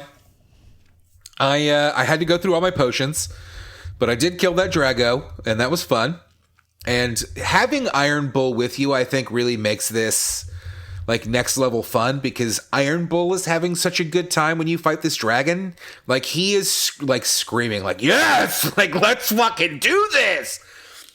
And afterwards I went back to Skyhold and I found Iron Bull in the bar, and he wanted to have a drink and talk about this dragon. And we had a fantastic conversation. He kept yelling something out in Kunari. And you can ask him what it meant, and it's I will pleasure myself later and think about this reverently while I do so. Is when he was yelling while he was fucking murdering this dragon. Mm-hmm. And I love this. I love a game that lets you get drunk. And it keeps giving you the option to either drink or I've had enough, thank you. And obviously I'm not going to ever say that. Mm-hmm. So I just kept hammering drinks with Iron Bull. And the drunker we got, the more the Inquisitor slurred his words and got goofy, which, by the way, the first episode of this season, or the second episode of the season, the title was you're missing out on the American voice. You really are. If you did not choose, if you're playing a male, I don't know about the women, but if you're playing a male and you did not choose the American male voice, you were fucking missing out, because this guy sounds amazing. And his drunk slurs really just, he's got a real deep voice, and he's just let's have another drink and tell me more about these dragons. And Iron Bull kind of revealed that some people among the Kuhn think that their people had dragon blood like mixed into them at some point, and that's why they have the big horns. He says he felt a connection with the dragon while they were fighting it, which was cool and makes me listen, Iron Bull's the best character in this game. Romance him, not stupid Dorian. Ugh. Dorian's wonderful, though. It's too late. I've already smooched Dorian too many times. I can't betray Dorian. I like Yeah, Dorian. you can. That's exactly what Bronny Jandin would do, and you know it. Well, no, Bronny Jandin would murder Dorian. Yeah. I like Dorian. I'm having a tough time with Iron Bull. I don't know why. Maybe I'm just picking the wrong options. John, we talked about this last week where like every time I do anything, half of the group really disapproves and then half of the group approves. And I don't know why, but that really annoys the shit out of me. It just feels too binary. Hated. It feels like they're just... It feels arbitrary. Like they're just like, well, half the group has to hate this and half the group has to like this, you know? Usually, if you do something really mean, only Iron Bull likes it. But Sarah got so mad at me letting Celine Dion get stabbed. Yeah, why? She's anti-establishment. I don't know. I thought she would be into this. And you and I both put an elf on the throne, essentially, and Sarah was like, fuck, this sucks. Yeah. Like, you She suck, hates Sarah. elves. She is Yeah. really She into has that. some self-loathing issues going on. It's like She is Vanessa really with other funny. women. Yeah, it's like me with JK, other JK, women. JK. I've also Bitches. really been I'll cut enjoying that. Iron Bull and Vivian in the same party. Like they've gone through a whole arc on their own, talking while we're wandering around the world, killing things and collecting things. Where like after the ball, Vivian was like, "I'm gonna make you like a real prince of the like Orlay's gonna love you. I can do this." Aw. And she's like telling him about like how she's gonna dress him and how she's teaching him how to dance and all this stuff. And he's like real. He's not super into it, but he's very subservient to her. And then the last thing, right before we started recording, one of the last things they said is he was like, wait a minute, I know what you're doing. He's like, your hat has horns on it. He's like, you are dressing up and acting like one of our Kunari, like, women Nobles? or, like, special people or whatever. Not mages, but, like, one of our, like, higher Kunari. And, like, you're talking like them, and you are manipulating me. And he's like, I will not be manipulated, ma'am. And she's like, Iron Bull? And he's like, tell me more about the coat. It was real good stuff. Iron Bull is the best character in this game. And Yeah, Freddie Prinze Jr. does a good job with him. Freddie Prinze Jr.? Yeah. Yep. No. Yeah. Yeah. No. Yeah. 100% for Yeah. real. What the fuck? His voice isn't that deep. Yes, it is. No, it's It not. can be. Well, it might He's be. It an might actor. be pitch shifted. Well, regardless, It definitely is, really, though. We're not I making. really- It's not a bit. All It right, really I is believe Freddie you. Prinze Jr. I am shocked, and he nailed it because for the first time in one of these games, other than Morrigan, who, I mean, that is just so up my own personal alley that, like, it's not even fair. Other than Morrigan, this is the first character in this series that I have legitimately been like, I love this person. I could spend games and games and games with this person. Anyway, that's my Iron Bull side talk. Vanessa, tell us about Yeah. another Inner Circle quest. I'm That's pretty not sure Dorian. Iron Bull's a switch, right? Like he doesn't always have to be the dom. I think. I wouldn't think so. A good spy will always take any position. Wink. I Not will into tell you. BDSM. BDSM? Not into it. Yeah. Well, maybe for Iron Bull you can make it work. Yeah, like maybe I should try it out and see how I feel. Yeah. A lot of people aren't into it until they are. Dorian's got a good story, though. All right, we'll talk about it. Well, I want to talk about another social event. It's not really a companion quest. I guess it sort of is for Varric. If you get to know Varric a little bit, he'll start. Varric sucks. Varric's the best. What are you talking about? I I just love can't him. care about Varric. Johnny, Split the difference. Varric, yay or nay? Yay! What are you talking about? Wow. Of course. He's the best, and you are wrong. So if you get to know Varric a little bit, he'll start to be concerned that you're spending too much time being an inquisitor and not enough time having a good time with your pals. Getting your dick wet? Getting your dick wet. Or alternately, getting your vagina wet? Nope. He wants you to play some cards. So he invites you to an evening of Wicked Grace, which I guess is their version of poker. Yes, it is. I've run into this a few times. I broke a door down, or I picked a lock once and found a group of inquisitors playing cards, and they were all embarrassed. We're just playing a hand of Wicked Grace, sir. Mm-hmm. We just love our Wicked Grace. So he hauls you down to the tavern, where you find a table set up, and all of your companions are there. We're talking Iron Bull. We're talking Blackwall, Josephine, Cole, Cullen, Dorian, Varric. Everybody's at the table. And you can say, deal me in or not. But I was like, deal me in. Let's play some Wicked Grace. And Josephine is sitting there going, oh, Wicked Grace, I think I know how to play. I don't know. Please go easy on me. Well, we all know where this is going. Josephine is wiping the floor with everyone. She is a complete card shark.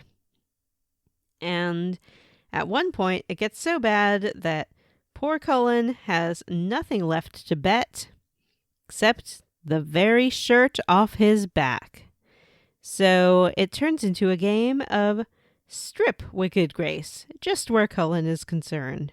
And we get a little smash cut to Cullen sitting at the table, completely nude, next to Varric. Yep. What? You heard me right, Johnny. What? 100% Nude Cullen Unlocked. And he, tersely says to Varric, not a word. And then we get a great line from Cole, who delightedly says, it comes off. I didn't know it came off. Because Cole, he's still learning about humans. I feel like Cole doesn't get a chance to be the kind of data character that he's meant to be. Yeah, he definitely has some of that going on for him. He doesn't get a lot of screen time. Then as the game draws to a close, everyone you gets can go talk up to him whenever you want. That's true. You can go talk to him whenever you want. The game draws to a close. Everyone starts to get up from the table. Cullen is sitting there, and the Inquisitor sort of gives him one last look and then turns. And as soon as her back is turned, Cullen gets up and runs as fast as he can out of the room. And as everyone wanders out, we hear a big burp from under the table. The camera pans down to Sarah lying there, and she goes, is it over? Did it win? Apparently she's just been under the table the entire time. God, I hate to say it, but I am definitely the Sarah of this gang. Vanessa, are you warming up to Sarah this playthrough? To a certain extent. There are some things that I like about her, and then there are some things that I just don't. I genuinely couldn't stand her the first time I played the game, and I really like her this time. I feel like it's that I'm much more used to that kind of accent now. It sounded so put on when I just didn't know the background of it at all. Mm-hmm.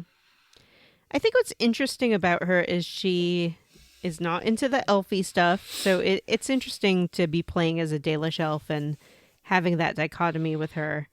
And she talks a little bit about the Dalish gods, and she's like, well, they can't be real because Andraste's real.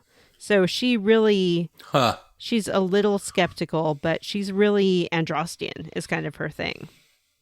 And that's where I think a lot of the tension comes from, where she's like, no, only one of these things can be real, and it has to be the Maker and Andraste. It's interesting because if you know the lore, you know that the elvish gods are not real. They were just elves.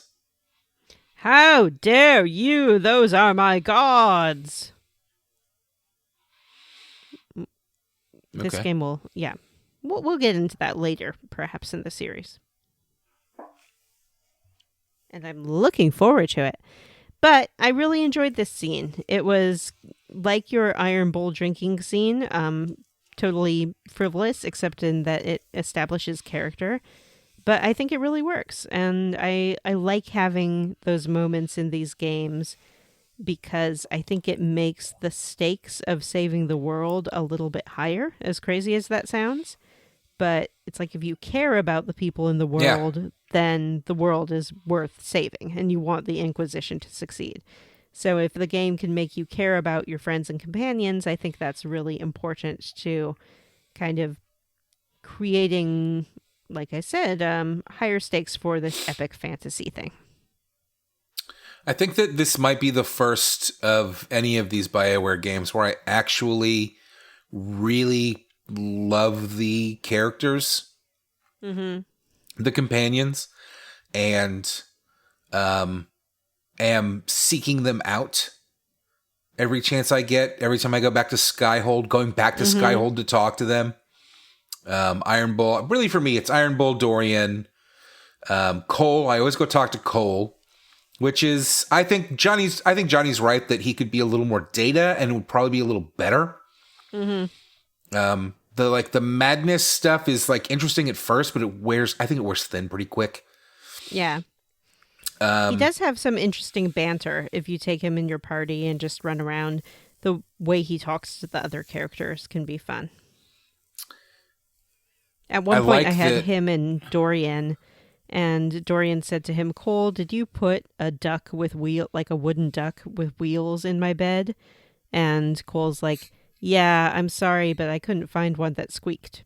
And Dorian's just like, okay. I don't know if this changes depending on who you're talking to, but one thing I enjoyed talking to Dorian a bunch in this chunker was that Mother Giselle seems very concerned with and interested in Dorian. They have like almost a mother-son relationship where she's always checking on him and worried about him and disapproving of him, but like in a loving way. And he's always kind of smart-mouthing her, but also like she's always around Dorian, and it's pretty cool. It made me care more about her as well.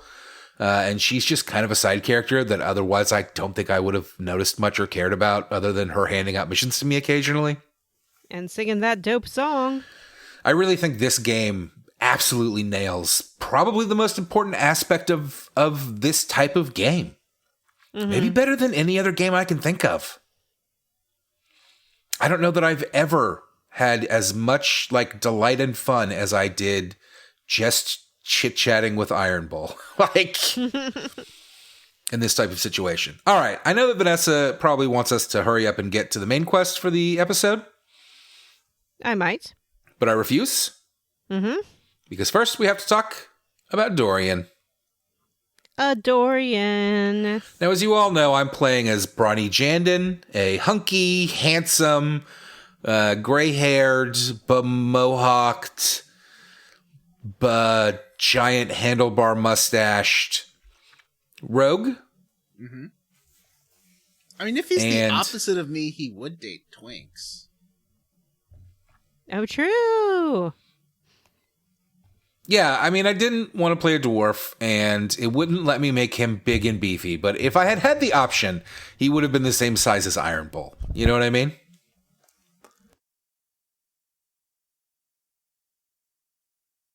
I do. So then it would have made sense for him to be very interested in, let's say, dwarves, if I'm a Brawny Jandon, if I'm Johnny's opposite. Anyway, I have been flirting around with Dorian quite a bit. He eventually opened up a character. They're called Inner Circle missions for me. And the first one was very simple. He wanted to hunt down some Venatori. And so we did. It made me open up the Exalted Plains for this, which was nice because there's a lot of cool stuff there. I've been focusing a lot on opening up areas that you don't really have to open for the plot. Yeah, it's fun. It's fun. I opened the Exalted Plains. I opened I think I opened the Hissing Plains. How many plains are there? I cannot tell you an accurate answer, sir. Okay, that's a weird response. But eventually I did his main mission, and I choose the flirty option with him as much as possible. And we're getting a lot of it's a lot of flirting, which is fun. But eventually Mother Giselle came to me and said she had received a letter from somebody representing Dorian's family. Now, Dorian is on the outs with his family. He is from Teventer. He does not like Teventer. He does not like their political system. He does not like blood magic. And he has cut off contact with his family, essentially disowning them, and they have essentially disowned him, though we don't have the details on that yet. And they'd bred him to be the super magister. That was their goal. His parents don't even like each other. They just were arranged married to make the best Teventer magister son. Mm-hmm. Well, it's not just him. That is how Teventer is. Everybody is just trying to breed the perfect child. Though, to be fair, Johnny, you're playing a Kuhn, and they definitely are doing the exact same thing. In fact, they have no say in the matter. They are literally just broodmares and breeders. And I'm chopping up all the parts of perfect people, or the perfect parts of people, into make one huge undead monster that I can marry in real life. Johnny, I thought we learned our lesson in Kirkwall about that. Is that why the lock is on the fridge in the Square Roots house? The secret fridge that we're not supposed to know about, that we all... That's my secret fridge. That has a master lock on it that we're not allowed to open. That's weird. Mm-hmm. Anyway, Mother Giselle came to me, and she had received a letter from Dorian's family. They want to reconnect. They want to reconcile. They know that he won't come back to Deventer.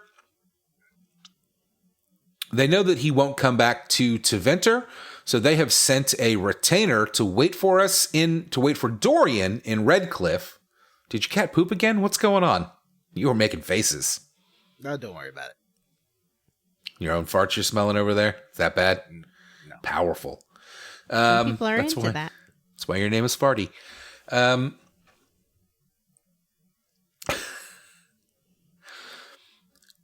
They have sent a retainer to wait in Redcliffe, and they have asked that we bring Dorian and not tell him what's going on. Now, you do have the option to go speak with Dorian and tell him what's going on ahead of time, which I definitely did. Wonderful. Good job, Matt. I let him know, and he's obviously doesn't believe any of it. He thinks they're going to try to kidnap him. Bronny Jandon, suggest this could even be a Venatori. Is it Venatori? Mm-hmm. This could even be a Venatori plot. So let's go check it out together. And we do. We go to Redcliffe, where we enter an inn, and who should be awaiting us but Dorian's father. Gasp! And all the way in Redcliffe? Daddy, why are you here? No, he's not happy with his dad and is very combative. You have a lot of options, obviously, on how you're going to speak, how you're going to react to this. I'm romancing Dorian, obviously, so I'm being very supportive, but also not so supportive that I'm like, let's get the fuck out of here. I was like, well, let's, maybe give it a shot. It's up to you, but let's hear it out. And that is when Dorian explains to the Inquisitor why he does not care for his family. And it's honestly way more simple than I expected. It is just that Dorian is a homosexual, and his parents wanted him to marry a woman of their choosing so that they could breed the next generation of perfect mage, and he refused. He does not want to marry a woman and force himself to sleep with and produce heirs with a woman, he is a homosexual. And Dorian's parents went so far as to research and figure out how to use blood magic to make him straight. Basically, so essentially, conversion therapy. Yes, essentially, they tried to use blood magic to put him through conversion therapy. Now, from what I gathered, it doesn't seem like they actually did it. It's like if you're a gay teen and you find that your parents have some pamphlets and have made some inquiries with some conversion therapy camps, but they don't actually send you there because you bail. Dorian leaves. Mm-hmm. It's like your mom brings you to a psychologist and is like, I just think this, if you think you're gay, you should talk to a therapist. And then she brings you there, and you get to the building, and there's Bible stuff all over the walls, and you're like, this is not going to go right. Just as a random example, right, Johnny? Yeah, this is just a random, made-up example from out of nowhere. And Dorian and his father have it out. Dorian explains this situation to the Inquisitor. The father is very embarrassed and does not want him to tell you what's going on, but he does. And now, again, because we're very flirty, I was very much like, he's like, I'm into men. And I was like, me too, buddy. Wink. But it does kind of have a happy ending, which is that the father does admit, he says, I was wrong, and I care about you, and I made mistakes. I wanted what I thought was best for you, and I was wrong. And so you do kind of part ways with him here. Obviously, he's also not thrilled with Dorian joining the Inquisition. And because Dorian and I have kind of a budding relationship, the father kind of presumes that Dorian joined the Inquisition because he has the hots for Bronny Jandin. But Dorian is very adamant that he is doing this because it's the right thing to do. And this is what, I would think you would want me to do, the right thing, which anybody with a conservative parent in the year 2024 understands. Mm-hmm. Honestly, it's kind of hit home for me. And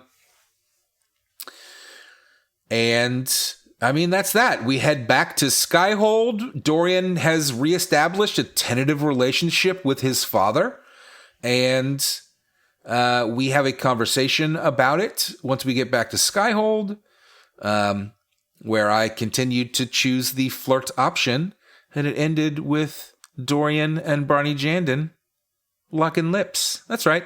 We smooched. Gas. We smooched, and it looked stupid. It looked really dumb. As Jim said earlier today in the chat, it very much looks like taking two Barbie dolls and smushing their faces together. That's fine. This was the technology at the time. They did their best. I did have a follow-up mission, and I wonder how many more follow-up missions there are. I did Google, Inner Circle quests, Dorian, and didn't see anything else. But I did get a follow-up mission later on where Mother Giselle came to me and said, Dorian has been visiting a merchant and trying to buy an amulet off of him, and the merchant is refusing to sell it to him, and Dorian is very upset about it because Mother Giselle is Dorian's surrogate mom, and I love her, and I love that. And so I went to Orlais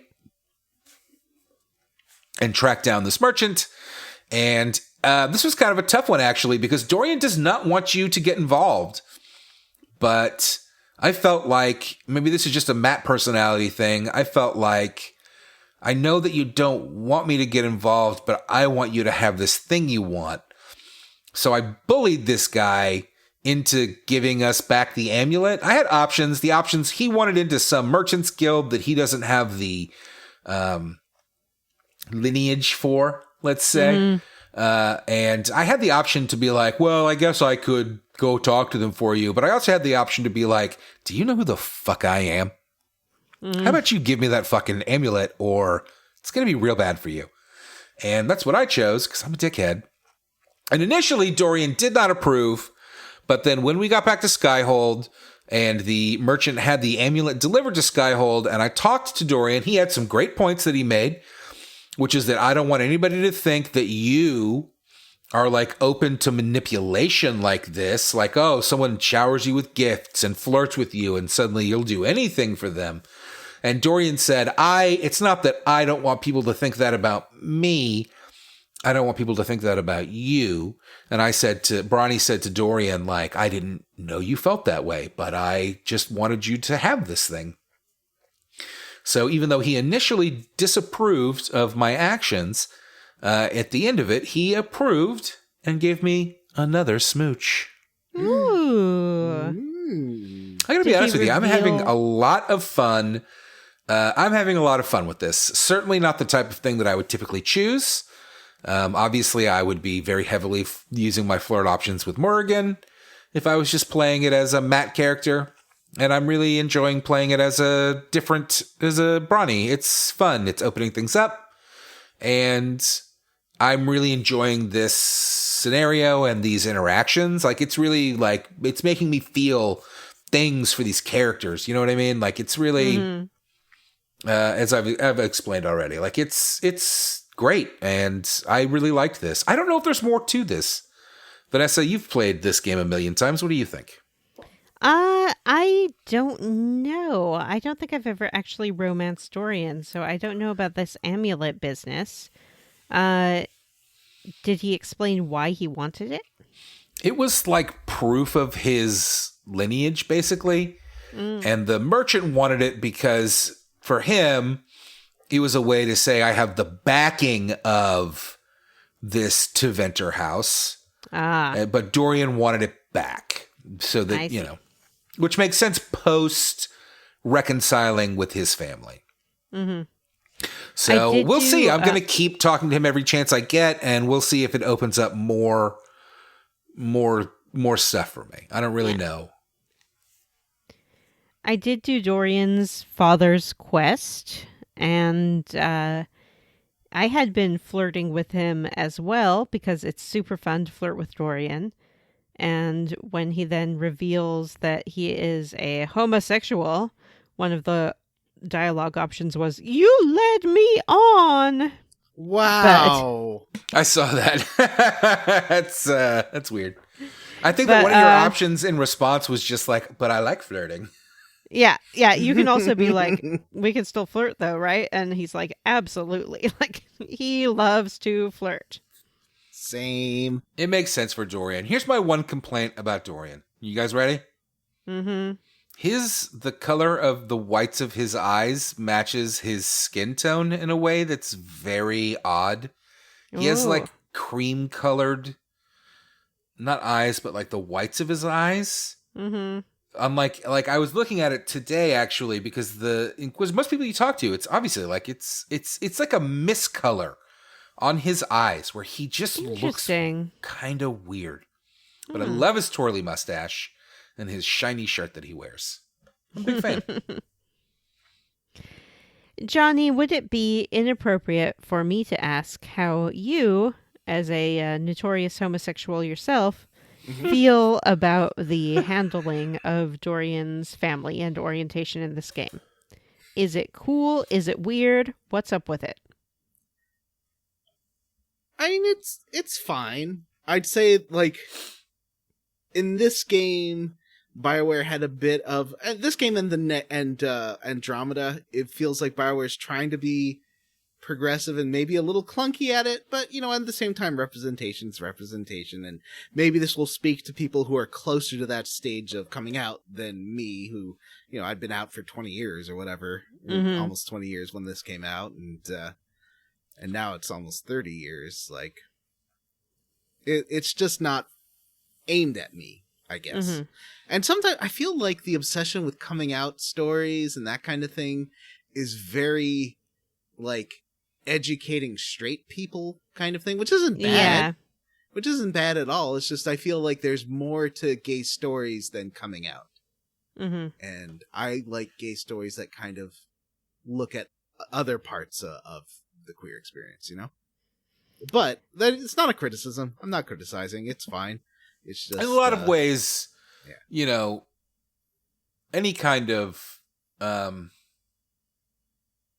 should I phrase this? Any kind of minority stories, I think, tend to start very basic and about the basics, right? Like, even in American fiction and media, like black stories, definitely a lot of like slaves and segregation and...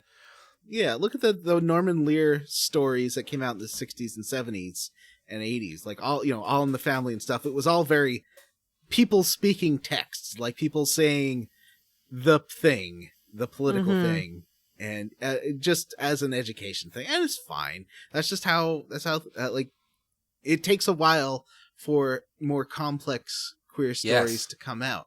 Yes, absolutely. So you get stuff like Rope, but that's more subtextual than overt, and And in a way, you can, media will build from that and allow itself in, after that to explore those more complex stories. And is it great that that's the way it works? No, not necessarily, but it is kind of the way it works, and it is progress. Yeah. Mm-hmm. I don't love that. I said this earlier in the episode. The thing that I didn't love about this is that this is a fantasy world. Like, why is it? It can be anything. So why is it that homophobia is also baked into this world? But I guess that also kind of contradicts what I just said, which is that it makes sense that this builds, but it is kind of frustrating years later to play and to watch and to be like. But it also, like, Crom has a very similar story to Dorian in that it's kind of a overt text rather than kind of a lived experience. I kind of suspected that maybe Crom was trans. Creme. And I think that's cool. Like, that's... Okay. Yeah. Is it Creme? It is Creme. This is only as my cis perspective, but I loved that when Creme references being trans, that you have a lot of different questions that you can ask. And some of them are like what? I don't understand. But one of them was just like, oh, when did you know? Which I thought was kind of cool. Yeah. And I don't know if like a trans person would appreciate that kind of question. Yeah, but I think I remember reading some articles about it back when this game came out from trans writers, and I think their reaction was a lot like my Dorian reaction of like, especially I think it was more Andromeda where the character dead names themselves. I don't think Creme ever does that. No, I don't think so. I think it's one of those things of this feels like a very basic trans character, but it's still nice to have a trans character. I will say that it's great that they made Iron Bull a insanely staunch ally, because if you try to talk to Iron Bull about it and you're like, oh, so, you just treat Creme like a man, Iron Bull's like, Creme is a man. Like, what's your issue? I like that. Yeah. But also, I was thinking about in contrast with Dorian, Iron Bull, super bi, no issues, there's no soul searching, there's no tears about it. It's just like, yep. He doesn't even talk about he doesn't have, or at least isn't referencing a traumatic background about it. He's just fucking whoever he wants. Yeah. But it's interesting because, I kind of made fun of this a minute ago, but I guess it kind of is more realistic because that is Iron Bull's culture. It doesn't matter. Yeah. Yeah. And I guess that Dorian's culture is, and we have the reason for why Dorian's culture is like this, because they're trying to make the super mage, basically. They're trying to make this perfect baby. Everybody is, trying to breed each other. And the Kyun are doing the same thing, but they also just don't give a shit about any of this stuff, which is they don't ideal. do it in relationships. You are paired with someone, you reproduce, then the baby is like taken to be raised by nannies in a school. That's how life basically. should be, for sure. I will say, I think Iron Bull's also super interesting because the Kuhn is, I don't like the Kuhn society. Mm-hmm. I don't like the rigid caste system that they basically have. I don't know if it's a caste system because I'm not sure. Because it doesn't seem like it matters if you're a blacksmith or a farmer or a soldier. No, and so I in a don't lot think of it ways, it's positive. But I also don't. It's very like. It's just it doesn't feel like there's a lot of freedom, and there's also not a lot of freedom. Yeah. And what it is like, I think if it does you a went great to your, job. Yeah, Go. if you, Go ahead. like in high school, did you ever have to do like one of those high school guidance tests to see what a good career for you would be? I don't really remember high school. I was stoned the whole time. Oh, of course. Cut But that, it's John. like that. It's like if you did your high school like career test and then they just assigned you your job based on that is how Yeah. the Kuhn works. I don't even know if it's like that. I think they are just from the day they're born, you're going to be a this. It doesn't really matter who you are. But on the other hand, they're very free otherwise to be who they are. I think it's very smartly written. It's one of the things that I find very good about this game is that you can have a character like Iron Bull who is a spy and is spying on you and tells you that from minute one, but also becomes one of, at least for me, one of your very favorite people in the game and somebody that you want to spend time with. And it's very complex and very interesting and complicated and just really good writing. Mm-hmm. And very true to life. We All right. stand bull. Here lies the abyss. Time to get into it. So, the Wardens are missing. We've been talking about this. But Varric has an idea of someone who might be able to help us find them. And he says this, and he's like, why don't you meet me up on the battlements, and you can meet my friend. And on our way there, Cassandra kind of waylays us, and she's like, if Varric brought who I think he brought here, I am going to kill him. I hate him. He's a stupid dwarf. I can't believe that this is happening. You go up there and see who it is. So we go on up there to see who it is, and we are given a character creation scene.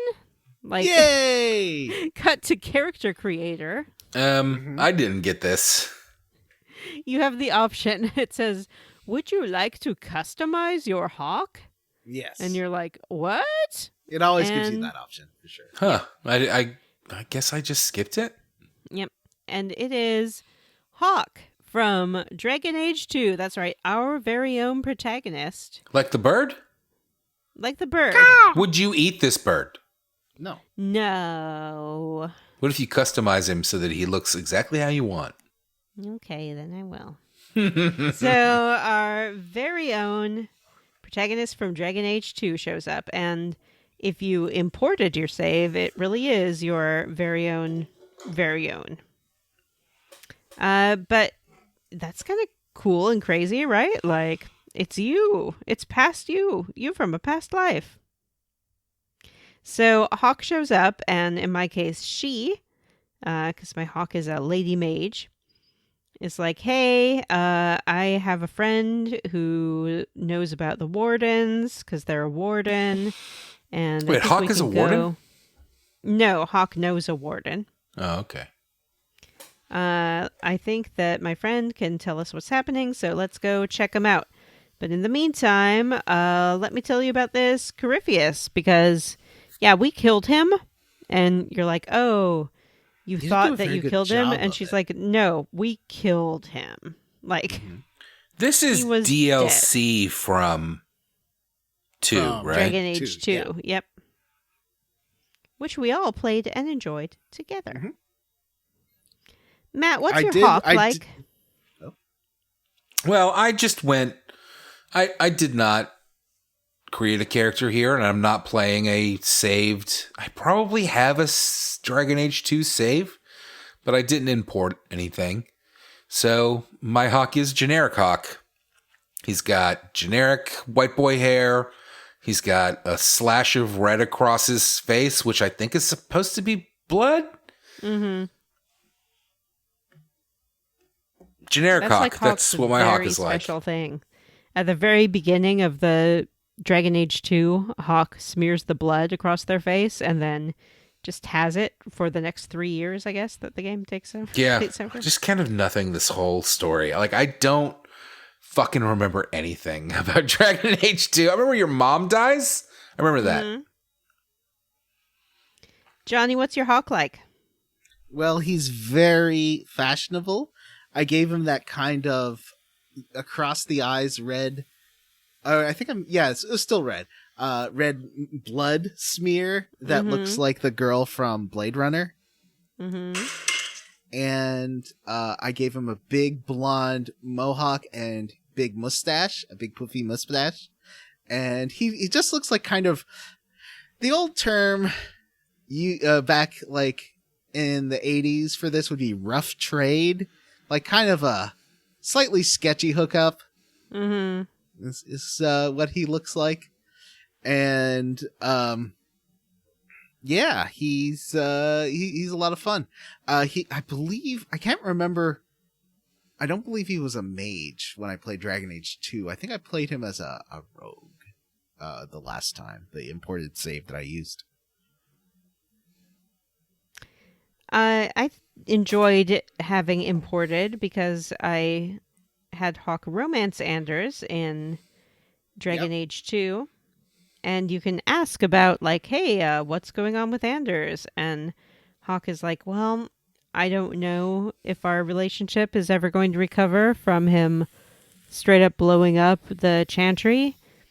He's kind of in the wilds, helping some rebel mages. We hang out together, but I just don't know where it's going to go. Did Hawk blow up the Chantry, or did Anders blow up the Chantry? Anders did. So Anders is a real Martin Luther. Yeah, well, Martin Luther just posted, like... Yeah, Martin Luther a terrorist. thing. He just posted a missive on a door. That's not terror. Well, it can be.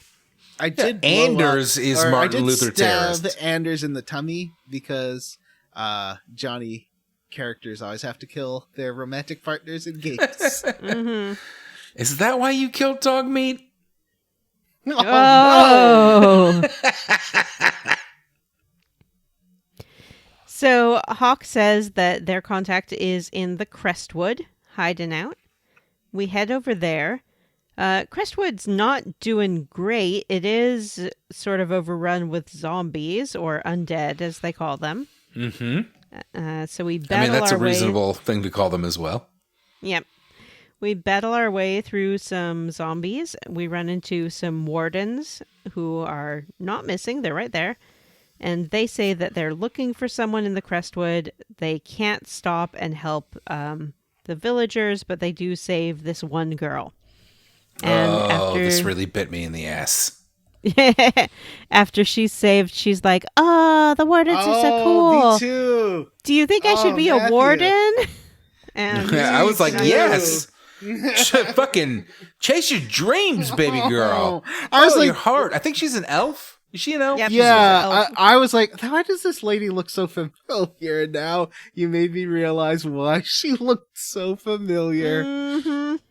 All right, I want to take a moment, actually, like just a downtown Brown. John, will you put your arm up again, please? Vanessa, how do you feel about this knit that Johnny is wearing? Let's take a look. I do like it, but I do tend to like a knit. It does look a little oversized. It looks pink, but I don't know if it actually is, or if It it's is, yeah, it's pink. white. No, I think it's good. Looks Yeah, cozy. I like it a don't know lot, how- but now that I see the sleeves, I kind of hate it. Like, those sleeves the are sleeves garbage. are big. Yeah. I think the sleeve is probably meant to be cuffed, and he doesn't have it cuffed right now. Let's see it But if cuff, you- Johnny. Yeah, if you cuff it, I love it. That's all I do with no matter the temperature, I'm pulling my sleeves up. yeah. That's how you I show think off them that's arms. a little bit. Yeah. Oh, This so isn't the right muscly. fabric. It's not the right fabric to show off the arms. No, but it makes your arms look bigger because there's a lot of fabric. No, you know what? I think tight stuff makes it look bigger because this just looks loose. Hmm. All right, back to the girl that we kill. Yeah. Back to the girl that we accidentally murder. Well, we don't murder her, but she does get murdered due to us encouraging her to join the Wardens. I encouraged her to join the Inquisition. Thank you very much. That was Spoiler alert probably a for better, me and Johnny's game. Yeah, a better plan than what happens to her in ours. I got a lot of disapproval when I did this, but I get a lot of disapproval no matter what I do. So yeah, I mean, same with real life. I brought Blackwall with me on this quest. Brought who? Because Blackwall. Oh yeah, I have not brought him anywhere. And in fact, the last time I went and talked to him in the stables at Skyhold, he was like, "Let's get this straight. I don't like you." Wow. I don't know what I did. He likes me. He doesn't fucking like me. I don't know why. I take him. I take him out a lot. Anything to do with Wardens, I'm gonna take him with me. But this first part of basically the only part of this quest line you have an option to consult with him is right near right near where you're having that big confrontation with the leaders of this movement. Mm-hmm. So we're in the Crestwood. We find a cave, and Hawk's friend is hiding out in here. And here's an interesting fun fact that you guys might not know. Hawk's friend can be one of 3 people. Who can they be now? Who can it be now? I had it be Stroud, who did show... Stroud showed up. He had longer hair when he showed up in Dragon Age Origins. Mm-hmm. Who showed up for you? I'm guessing it was your husband. No, it was not my husband. It was also Stroud. So, okay. The way this works is the 3 people who can show up are Alistair. Alistair shows up if you didn't make him king of Ferelden. But he lived through. But he lived through the game. So will he show up if he was a drunk in 2, or is that like a specific plot line? I think maybe he wouldn't, because in that one he left the Wardens. Oh, basically, Alistair shows up if he's still in good standing with the Wardens, but not King of Ferelden. Okay. The second person who can show up is Loghain. Loghain was the guy who had sort of framed, or he killed the old king in Dragon Age Origins. In my case, he had also killed my family. He's a crappy dude. But if you made Alistair king, but spared Loghain, so that he then joins your party in Origins instead of Alistair, then Loghain shows up and is the warden here. Mm-hmm. And if neither of those things happened, for instance, in my game, Alistair is king of Ferelden and Loghain is dead, then Stroud shows up. And Stroud's the default. That's who I got. Yeah.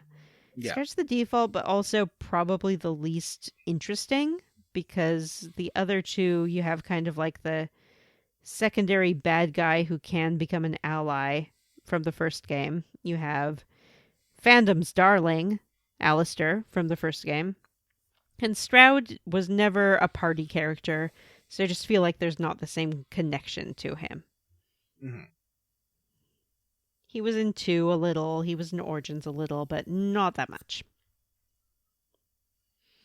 It did seem like, I thought it was going to be, the first time I played it, I thought it was going to be if your Grey Warden survived from Dragon Age 1, I thought he would or they would show up. Yeah. But that is, the most you get from that character are letters in this game, even if they're still alive. Yep. I thought it would be interesting too, because Hawk's sibling can become a warden depending on your choices in 2. Really? Yeah, it would have been fun to have Carter there for me. Oh, right. Become a warden. I think that because I went for Thief, I had the sister, but I'm not totally sure. Mm-hmm. So, Stroud, in all of our case, says, yeah, the Grey Wardens all heard the calling at once, and that's why they're freaking out. The calling is at the end of a Grey Warden's life, which is generally around like 40 years old. They don't live very long. They hear the calling, which is basically a really strong urge to go into the deep roads where the Darkspawn come from. Mm-hmm. And they go there and just kill as many Darkspawn as they can until they die. And I guess that's connected to the fact that they're tainted with Darkspawn blood. Mm-hmm. So the Darkspawn themselves probably have this urge to be in the deep roads, and it becomes irresistible for the Grey Wardens. But they're freaked out because they all heard it at once, and if they all go and all die, then there'll be nobody to stop the next blight. So they have a plan. It's a great plan. Nothing ever goes wrong when you decide to use blood magic.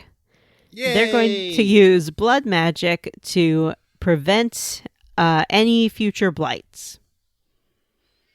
So Stroud tells us this, and he's like, yeah, that's what they think they're doing, but I'm pretty sure it's Corypheus.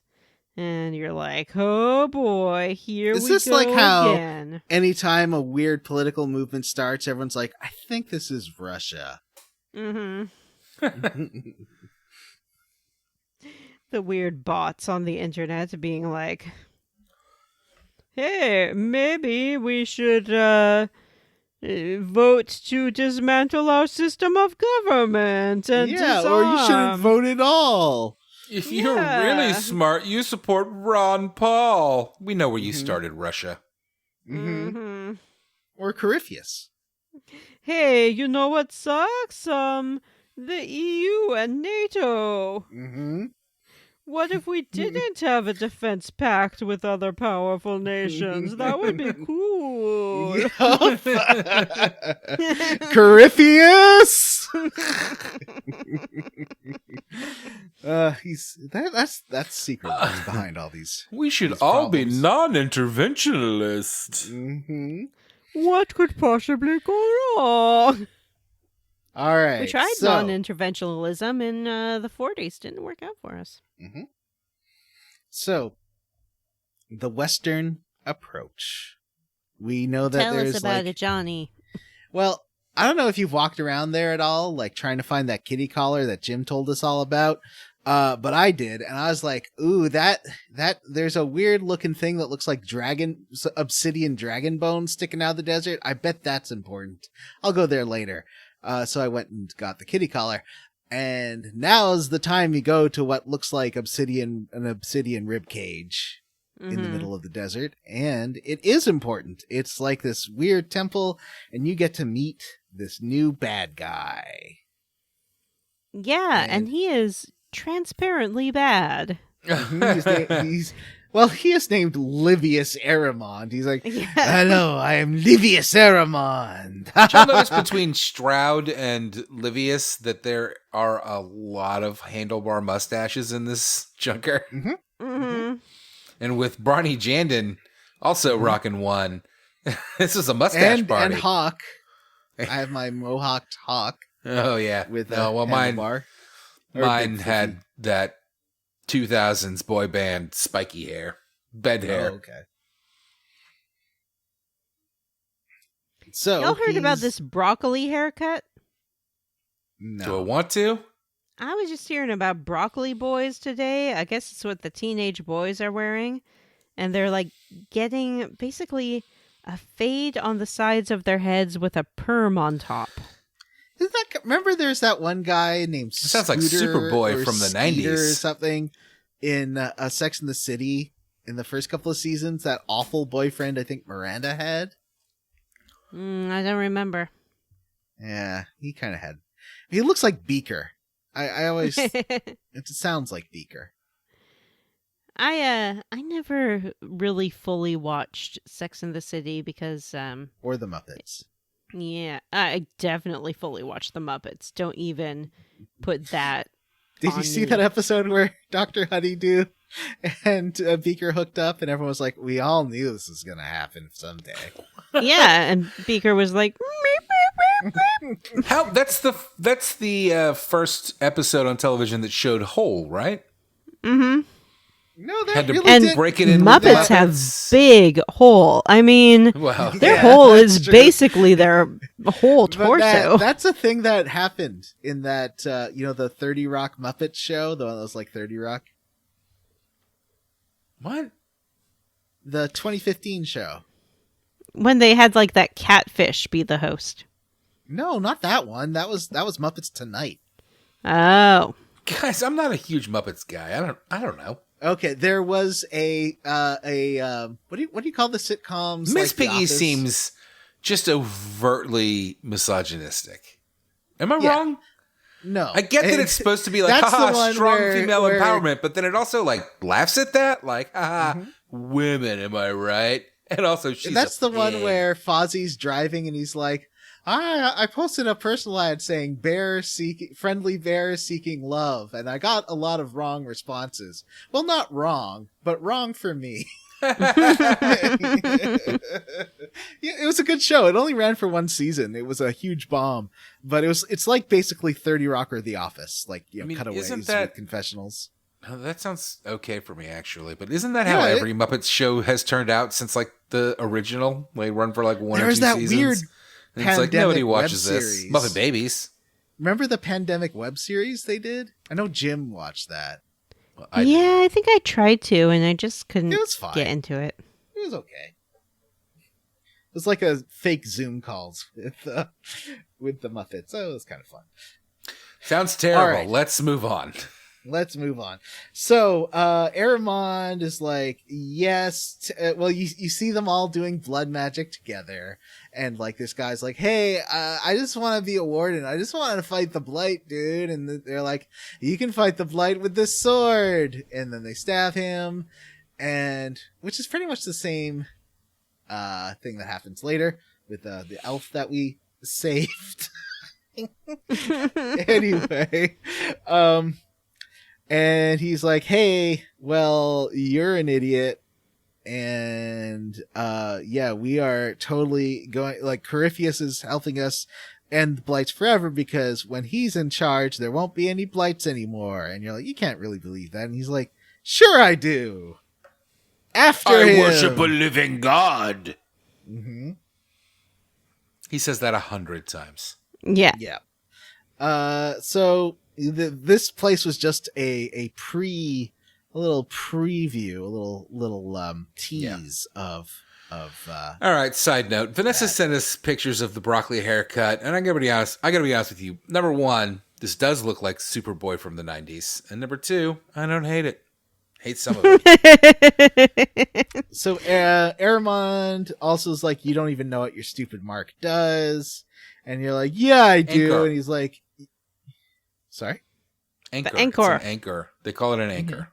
yeah, and he's like, well, you can use it to physically enter the Fade. Then he runs away and like tells his goons to create a diversion. He runs away. But Hawk's friend is like, oh, he's probably at this other place, the Adamant Fortress. I'll cut you off here. I chose at that point in the Western Approach, I chose the "fuck it, get him" option, and it was pretty fun. I mean, you don't get him, but you do get to like blast him, which is pretty entertaining. He uses your anchor against you, but then you use the anchor against him, and it does that's pretty fun. it like shoots him across the fucking courtyard or whatever. It's pretty good. Fuck this guy. Yeah, so the Adamant Approach is actually in a new zone that's called the New Romantics Zone, which is basically right across from the XTC. All right, zone. Vanessa, he's going to do a whole bit here. Do you want to cut in and finish this up for us? Sure. So we arrive at the fortress, and there's this whole big battle going on, and Johnny's favorite friend Cullen is there. We don't get to see Cullen outside of Skyhold a lot, do we, Johnny? Well, wait, no, I don't see him at all because I've modded in Hatsune Miku. All right. So he's like, hey, we're here. We're going to help you with the assault on this fortress. Our guys are going up the side, but we need to break down the gate and you can go through there. They ram it down. We fight some. Okay. How do they ram it down, and what does this object look like that they ram down the gate? It looks like a battering ram. What are you talking about? With a big hand. It's a big arm with a big fist at the end. They use this sex toy to just punch in that Dussie. Sex toy. It's They a very just nice door ram knocker. in that Dussie so hard. Would you rather Like, Gussie? Knock, knock. It's us, the Inquisition. It is ridiculous. It looks like a sex toy. I guess I just didn't Well- notice it. I thought it was just a standard battering No, ram. it's It's got got it's like a got metal fist cap, at the but that's... I loved it. I took a screen cap of the Inquisitor standing right in front of the big fist. So after we bust in, we basically just have to fight Two electric some boogaloo. waves. Mm-hmm. We fight some waves That's of breaking. demons and wardens. That's close enough. At one point, you can come across some wardens and they're arguing amongst themselves. They're like, hey, I don't think it's super cool that like we're using this blood magic. The wardens who have undergone this blood rite seem really weird. I think something crazy is going on. The other wardens are like, no, you suck. So we fight off those wardens, and then the ones who were reluctant, we have the option to either tell them to surrender to us, which they do not like, or we can be like, just get out of here, go home, and we won't fight you. And that's the option. Well, I you can chose. tell What them about to you guys? you can tell them to fall back, not go Yeah. home. Yeah. Go home. Just take your ball and go home. I do like that there's you can optionally clear 3 siege points. Although really you have to clear 2 on the way, so you might as well go for the Yeah. 3rd. But Yeah, I really was like real those nervous fights. about this. Like, will I? How do I find the battlements? What's going to happen? Like, that's just where it takes you. Yeah. Mm-hmm. There's one point where you can see, oh, this is to go to the main courtyard because it's some stairs down, or you can see some fighting straight ahead. It's Mm-hmm. So I did do the fighting straight ahead. You fight some giant pride demons. I really like how big they are in this version. Mm-hmm. They do an annoying thing where they laugh haughtily, Yeah. and then suddenly they're fully armored, and you have to break down that armor. That takes Mhm. a minute.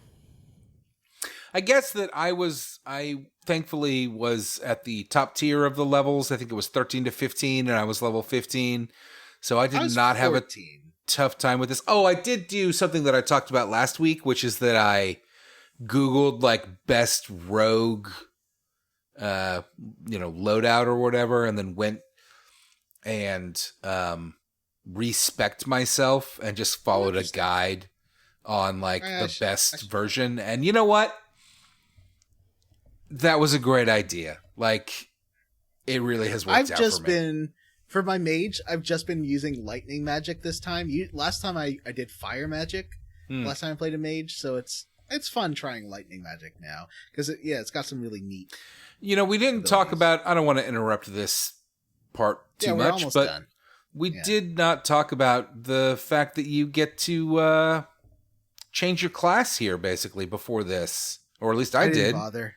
I Really? didn't have time. Oh, I'm an assassin now. I'm not a rogue anymore. I'm an assassin now, and there's a ability where you murder something. I don't know how else to explain it. You can just auto kill something, and it's fucking great. It is fantastic. Well, you finally meet Aramond, and Hang on, Aramond's Vanessa, there did with- you? Yes, I did. I am a knight enchanter. I think I've talked What's about the other this a option? little bit before. I want to try. I always go for Knight Enchanter.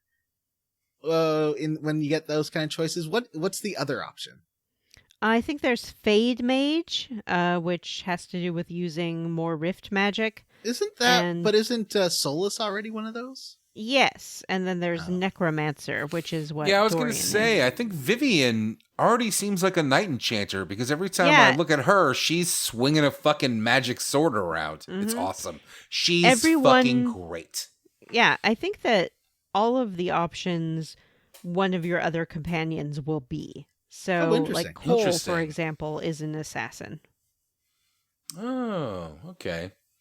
I had the option. It was assassin, artificer, and then the third one was very similar to artificer, where it was like, It's like a bow thing, or no, because I'm a dual. I had 3 options for dual wielding rogue, I think. I mean, I guess I don't really know. One was focused on Artificer was traps, someone who, and the like, other was makes focused traps, on yeah. like. Well, no, I think the artificer was not focused on traps. There was a third one that focused on traps. I guess it doesn't matter. I went assassin. All right, I apologize for the interruption. Let's get back to the Bailey. The Bailey! Yay! So So- we... Oh, you go. Sorry, Johnny. Go ahead.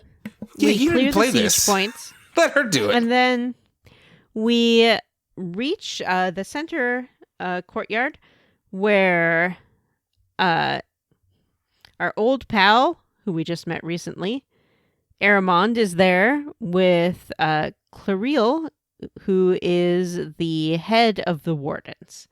And they have this whole big blood rite set up. They're slitting Wardens' throats left and right, who have volunteered to be the blood sacrifices, and every time they do, a demon is coming out and binding itself to one of the warden mages.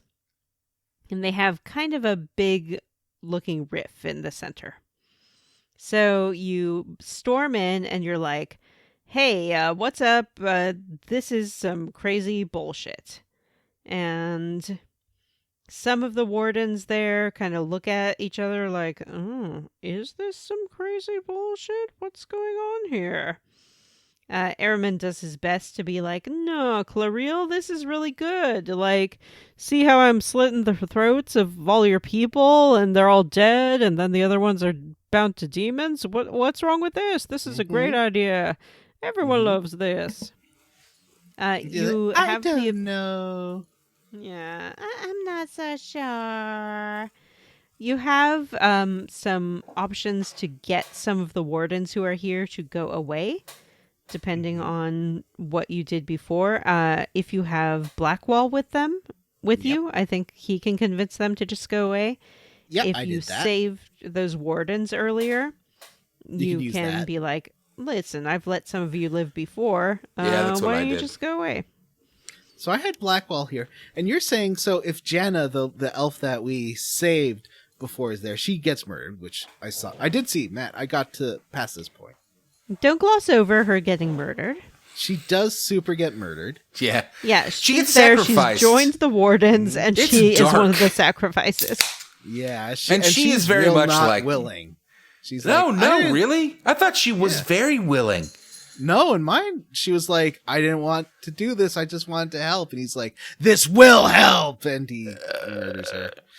I felt like in mine she was very willing. She was like, Oh. yes, anything for you. Really? In mine, she was freaking out. I mean, she like pointed her throat up at the sky and was like, cut me, daddy. Huh. That's super weird. So in yours, what happens? Because it's different. She dies. I mean, No, in Vanessa's, I mean. It's just someone else is there. Like, she's Oh, not there at okay. all. Okay. So I don't have to live with any personal guilt about what I've seen. Except But I'm also, just I kind of think standing there having- watching it. The Blackwell or vouching of the other Grey Wardens that you didn't kill does convince Clarelle to doubt. Gives her a bit of doubt towards Aramond, Mhm. and she's like, "Hey, let's take a minute," and he's like, "No, fuck that," and just zaps her. Yeah. He zaps her and he's like, I'm gonna win. I'm the coolest. I'm the best. Nothing can stop me now. But as he's villain monologuing, Hang on. What was Clariel that? is my cough. Was that a cough? Yeah. It did. I thought it was I like thought a it was a burp. burp. No, Yeah. it was a cough. Or maybe like a real weird sneeze. It was a cough. A Heck. tummy sneeze. It wasn't a tummy sneeze. It was a cough. Maybe it was a fart. It was a cough. Her name is Vanessa Smelly. I can burp That's if you true. want me to. No, you can't. There you go. I just did. That wasn't a burp. That's the best I can do. I'm a We can all delicate push girl. air out of our tummies, Vanessa. That's not a burp. So, yeah, as he's monologuing, Clariel manages to work up enough power to zap him right back. But he has a trick up his sleeve. He's like, Curfew said I might not be able to beat you. And just in case I couldn't, I brought my super special friend. It's a giant-ass dragon. And so we It's get to that kill it, dragon right? From before. So we get to kill it, right? Yeah, not so much. The dragon shows up and This game's a real Herman- fucking tease. yeah, Herman runs off. Clariel chases after him. We have to stay and fight some demons who have come out of this big rift.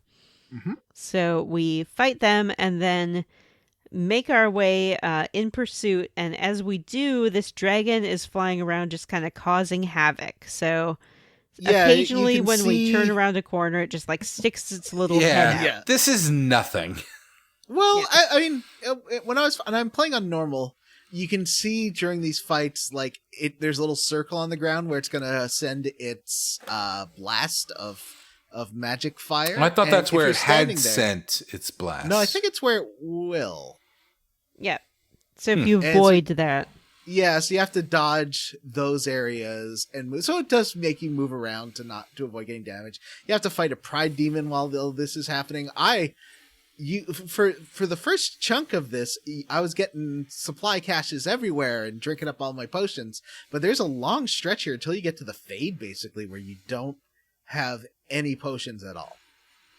Oh, I felt like. I mean, I'm a higher level than you, I think, but Yeah. I felt like there were too many of these. Like, I would get to one, I would kill everything around it, I would make sure everybody was topped off, and then I would use the supply I don't know. cache. This fight, I used all my potions, and then there's still 2 more fights after that. I was like, oh boy.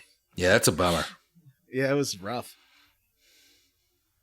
Don't forget that on Inquisition perk, you can unlock the ability to carry more potions with you. Yeah, I gotta get that one. Yeah, I did. I upgraded that to 12. I don't know. It's hard to turn down the Inquisition perks that are like more defense percentage or more I've just been experience. Doing the more experience and Master of Unlocking. Yeah, just got I the focused Master on that first. My first 4 points went straight towards Deft Hands, which lets you unlock any door. Mm-hmm. I didn't really love that.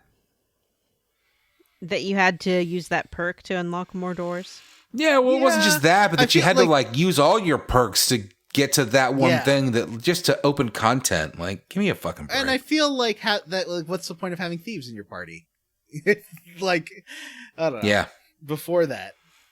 I mean, I will admit, I will tell you, playing a 2-bladed rogue is really fucking fun. It is a good that's time. how I did it the first time. It is a good time.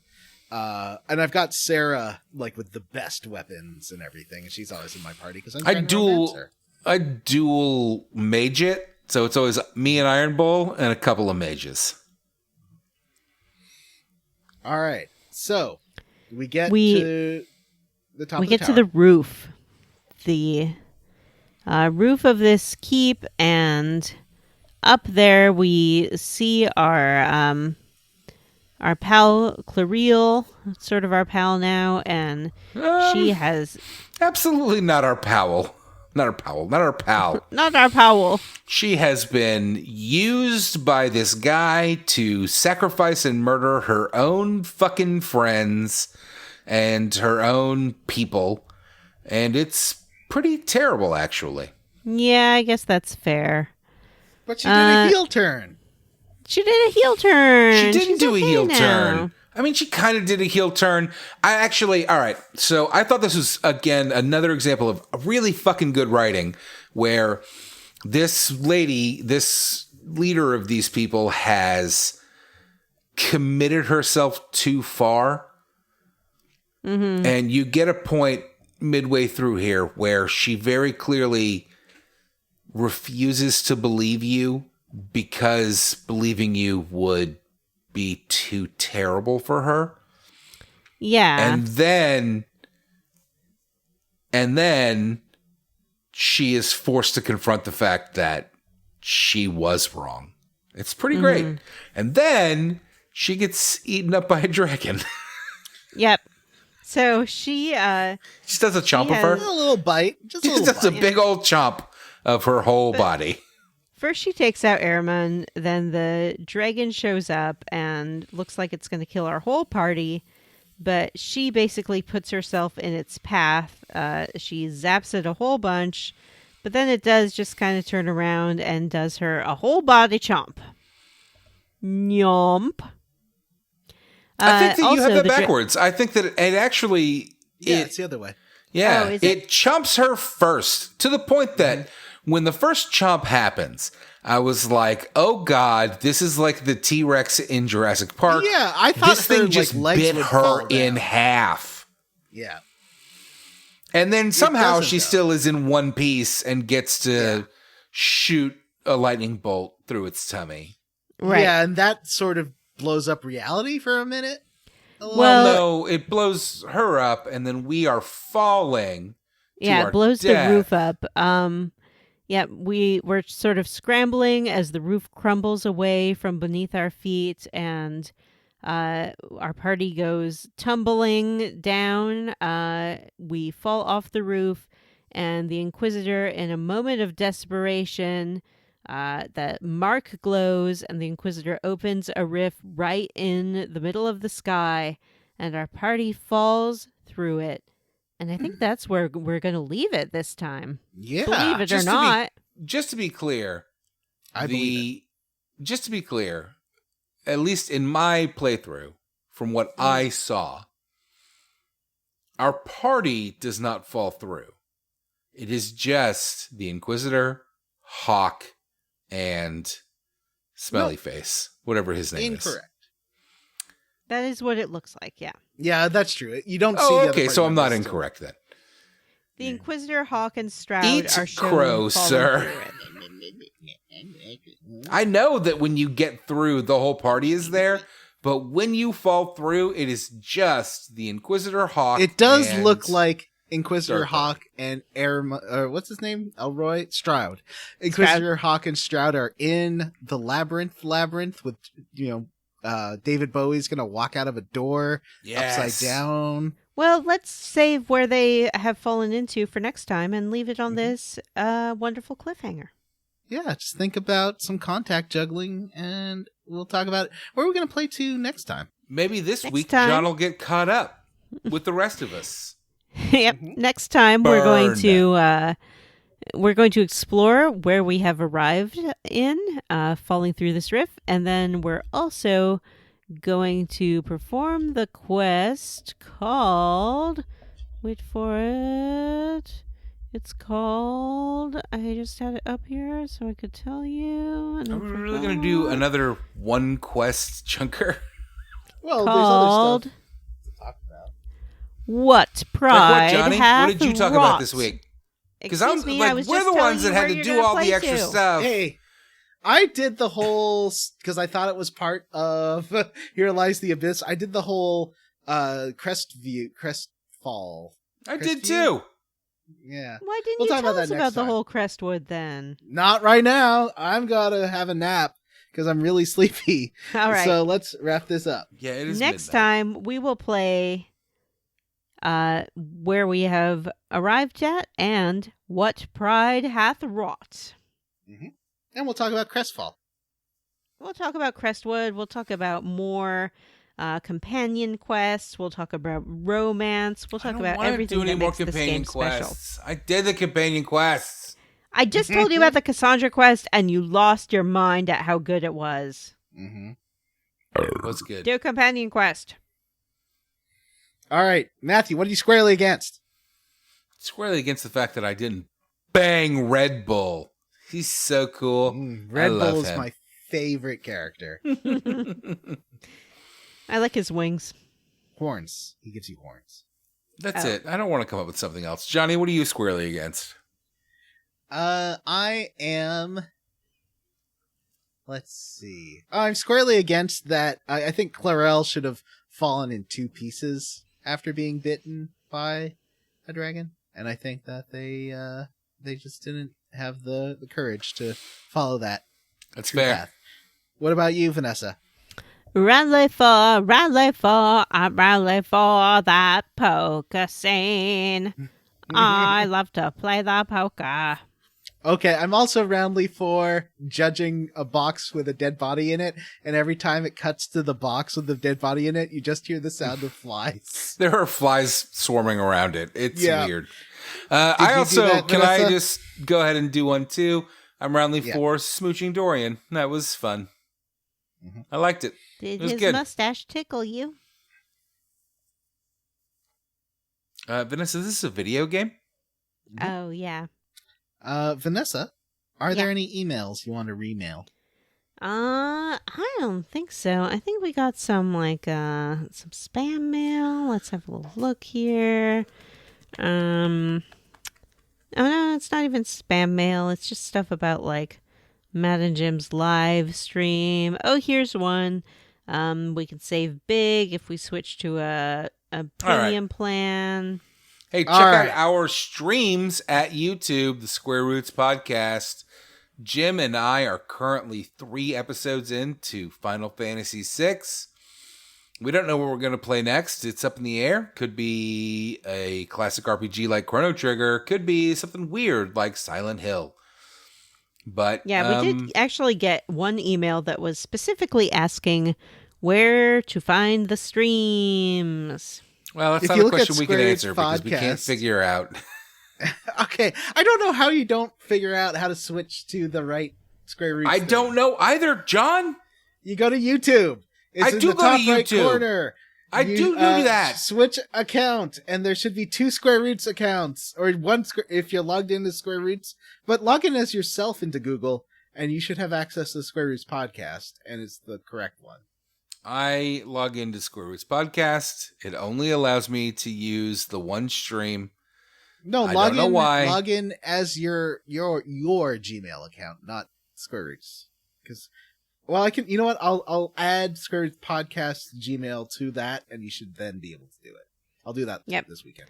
Because Anyway. we can all go on the Square Roots podcast YouTube. I know, because Yeah. every time I log into YouTube, it's like, do you want to log in as Square Roots podcast? And I'm like, no, thank you. I do not It's want all to see Haley's what you guys have been watching. suggestions. And your weird algorithm suggestions. Mhm.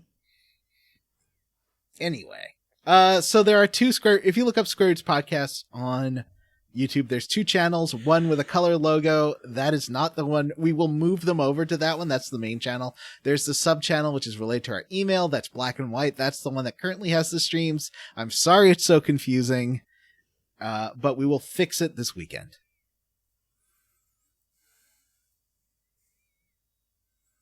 That's I'm a with John you. Brandon guarantee. That's the John Brandon guarantee. So Patreon. We have a Patreon for $5 a month. You have, oh God, that hair. You have access to every single bonus episode plus, well, you know, I should do it the other way. For $3 a month, you have access to every single bonus episode. We've done lots. The one coming up that I will have to do some editing on this weekend as well. Man, I'm going to be busy this weekend. Is a video one. And I think you'll like it. And for $5 a month, you have access to voting, and there will be a vote coming up when we're getting close to finishing Dragon Age Inquisition, and we're all coming up with fun games to play. It'll be exciting. I've been thinking about choosing Thief, the original Thief, but from what I've read, It doesn't work very good on modern PCs, and we would have to mod it to work. Well, we'll figure it out. We'll figure out some good choices. Anyway, no matter what, if you're generous enough to give to our Patreon, we will thank you. And here's a list of some of our, that's about a third of our patrons. And Vanessa, why don't you start us off by thanking Eduardo Franco? I would love to thank Eduardo Franco, Anne Ederule, Andy Best, Anthony Lerma, Adam H., Lord Seeker's Epic Templar Tantrum, Eric Pidicamini, Eric Pidicamini, Rachel, Friend of DeSoto, Aaron O'Toole, Nobody Expects the Dragon Age Inquisition, Johnny Five Alive, Florian Jonas Kramer, Respectable Name, Fei Fong Dong, Samu Mitchell, and Kodab Games. I'd like to thank 4 Monk Party Just Wins, Omen Ran, David Shook, Anthony Cruz, Wash in the Wind, Mostly Rational Person, Daniel Wood, Rubber Bear, No One Expects the Dragon Age Inquisition. It's very different from Nobody Expects. This one has an exclamation point. It can't be the same person, can it? It's not the same person. There are two. They know spell what? it differently. I really didn't expect it twice. Yeah, Nobody exactly. expects the Dragon Age Inquisition. No one expects that. Okay. Jesse's Mom's Pizza, Dr. Fine, say everyone's name. I appreciate the fact that you've kept with that over the years. Joseph, J-Bone, Chris, Mike, and Aaron, Nerd Violence Little. I feel like Mike should have more zazz to it because it's got an exclamation mark. Mike! Thank you. I'd like to thank David, not Kevin, Arnold, Ron, Nofford, Gigantified Micro Space Hamster, Do Good Recklessly, Angel, Sean Gonzalez, Armin Hammer, Brandy, Sergeant Spaghetti, Wishbone is super gay, Chris Sasaki, Butts on Parade, You're super Doom gay. Train, Ryan Schmidt, Isaac Wright, Bree Girth, and Burp.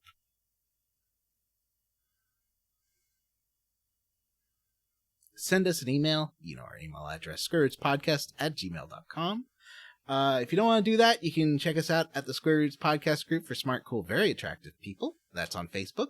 You can find us on Blue Sky at squarerootspod.bsky.social, and Jim made a fantastic website at squarerootspod.com. Don't forget to rate, review, and subscribe to us on iTunes, Ghana, wherever you listen to podcasts. Thanks to Stephen Morris for our Square Roots theme. You can find Stephen on Twitter as Beige on Beige and on YouTube. Links in the show notes. I mean, is it fantastic? He said some really mean things about me. Well, it's because you wouldn't write anything yourself. Well, I didn't. For Square Roots. And? Did I agree to do that? I don't like to write about myself. For Square Roots, I'm Johnny Brandon and Bim Jenks. Why didn't he write mean things about Vanessa? He was more than happy to write nice things about Vanessa. Who are you? But when he wrote about me, it was talking? very mean, and I don't like it. And I think that whole website should be abolished from the internet. Who's talking right now? I'm Matthew Van Zandt. I'm Vanessa, and he wrote mean things about me, too. He said I only like Taskmaster. That's all you like. That's true. No, and the Traitors. The Traitors is just filler until the next series of Taskmaster, and everyone knows it. Wow.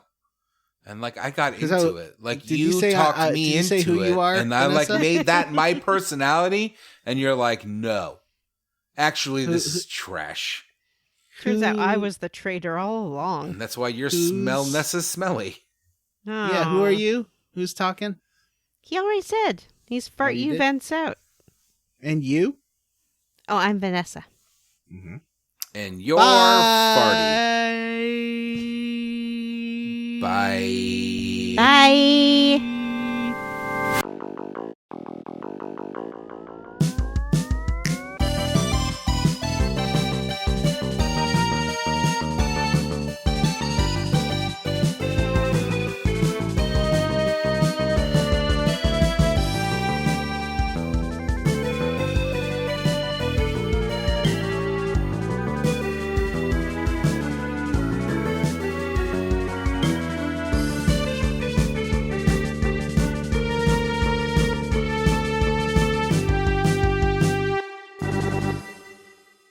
I wanted to give listeners a little behind the scenes info here. I was gone for 10 minutes because, and I'm going to put this at the end of the episode, so content warning, my cat took a really stinky poop and it was making me gag, so I had to go clean her litter.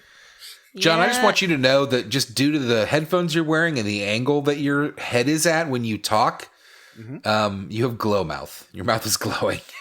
No, not this angle. Nope, that's not it. Nope, you can't recreate it. It's natural. No, Yeah. getting there, but bad. Kind of making me uncomfortable. What are you biting? Are you trying to bite yourself? All right, back to the show.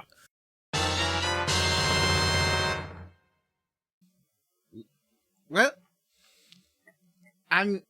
anyway, so we talk about them when we play them, and they crisp when you cook them. What? No, they plump when they cook them, and they plump when they cook them. When you cook, no, and they plump when you cook them. See, at least What I'm is editing, happening? so I can make my jokes sound natural through editing. Have you ever listened to an episode and been like, nobody laughed at that joke that Matt just made, but suddenly there's a lot of laughter? Wow. I do it for all of you. Typically that means that I cut something out and I'll just leave in everybody laughing at whatever we last said in what I've cut out. No matter what. Move it up to whatever but if like one of us like made a crack, I'll just kind of move the laugh forward. Mm-hmm. Save that laugh, you know? So This is an episode of Seinfeld.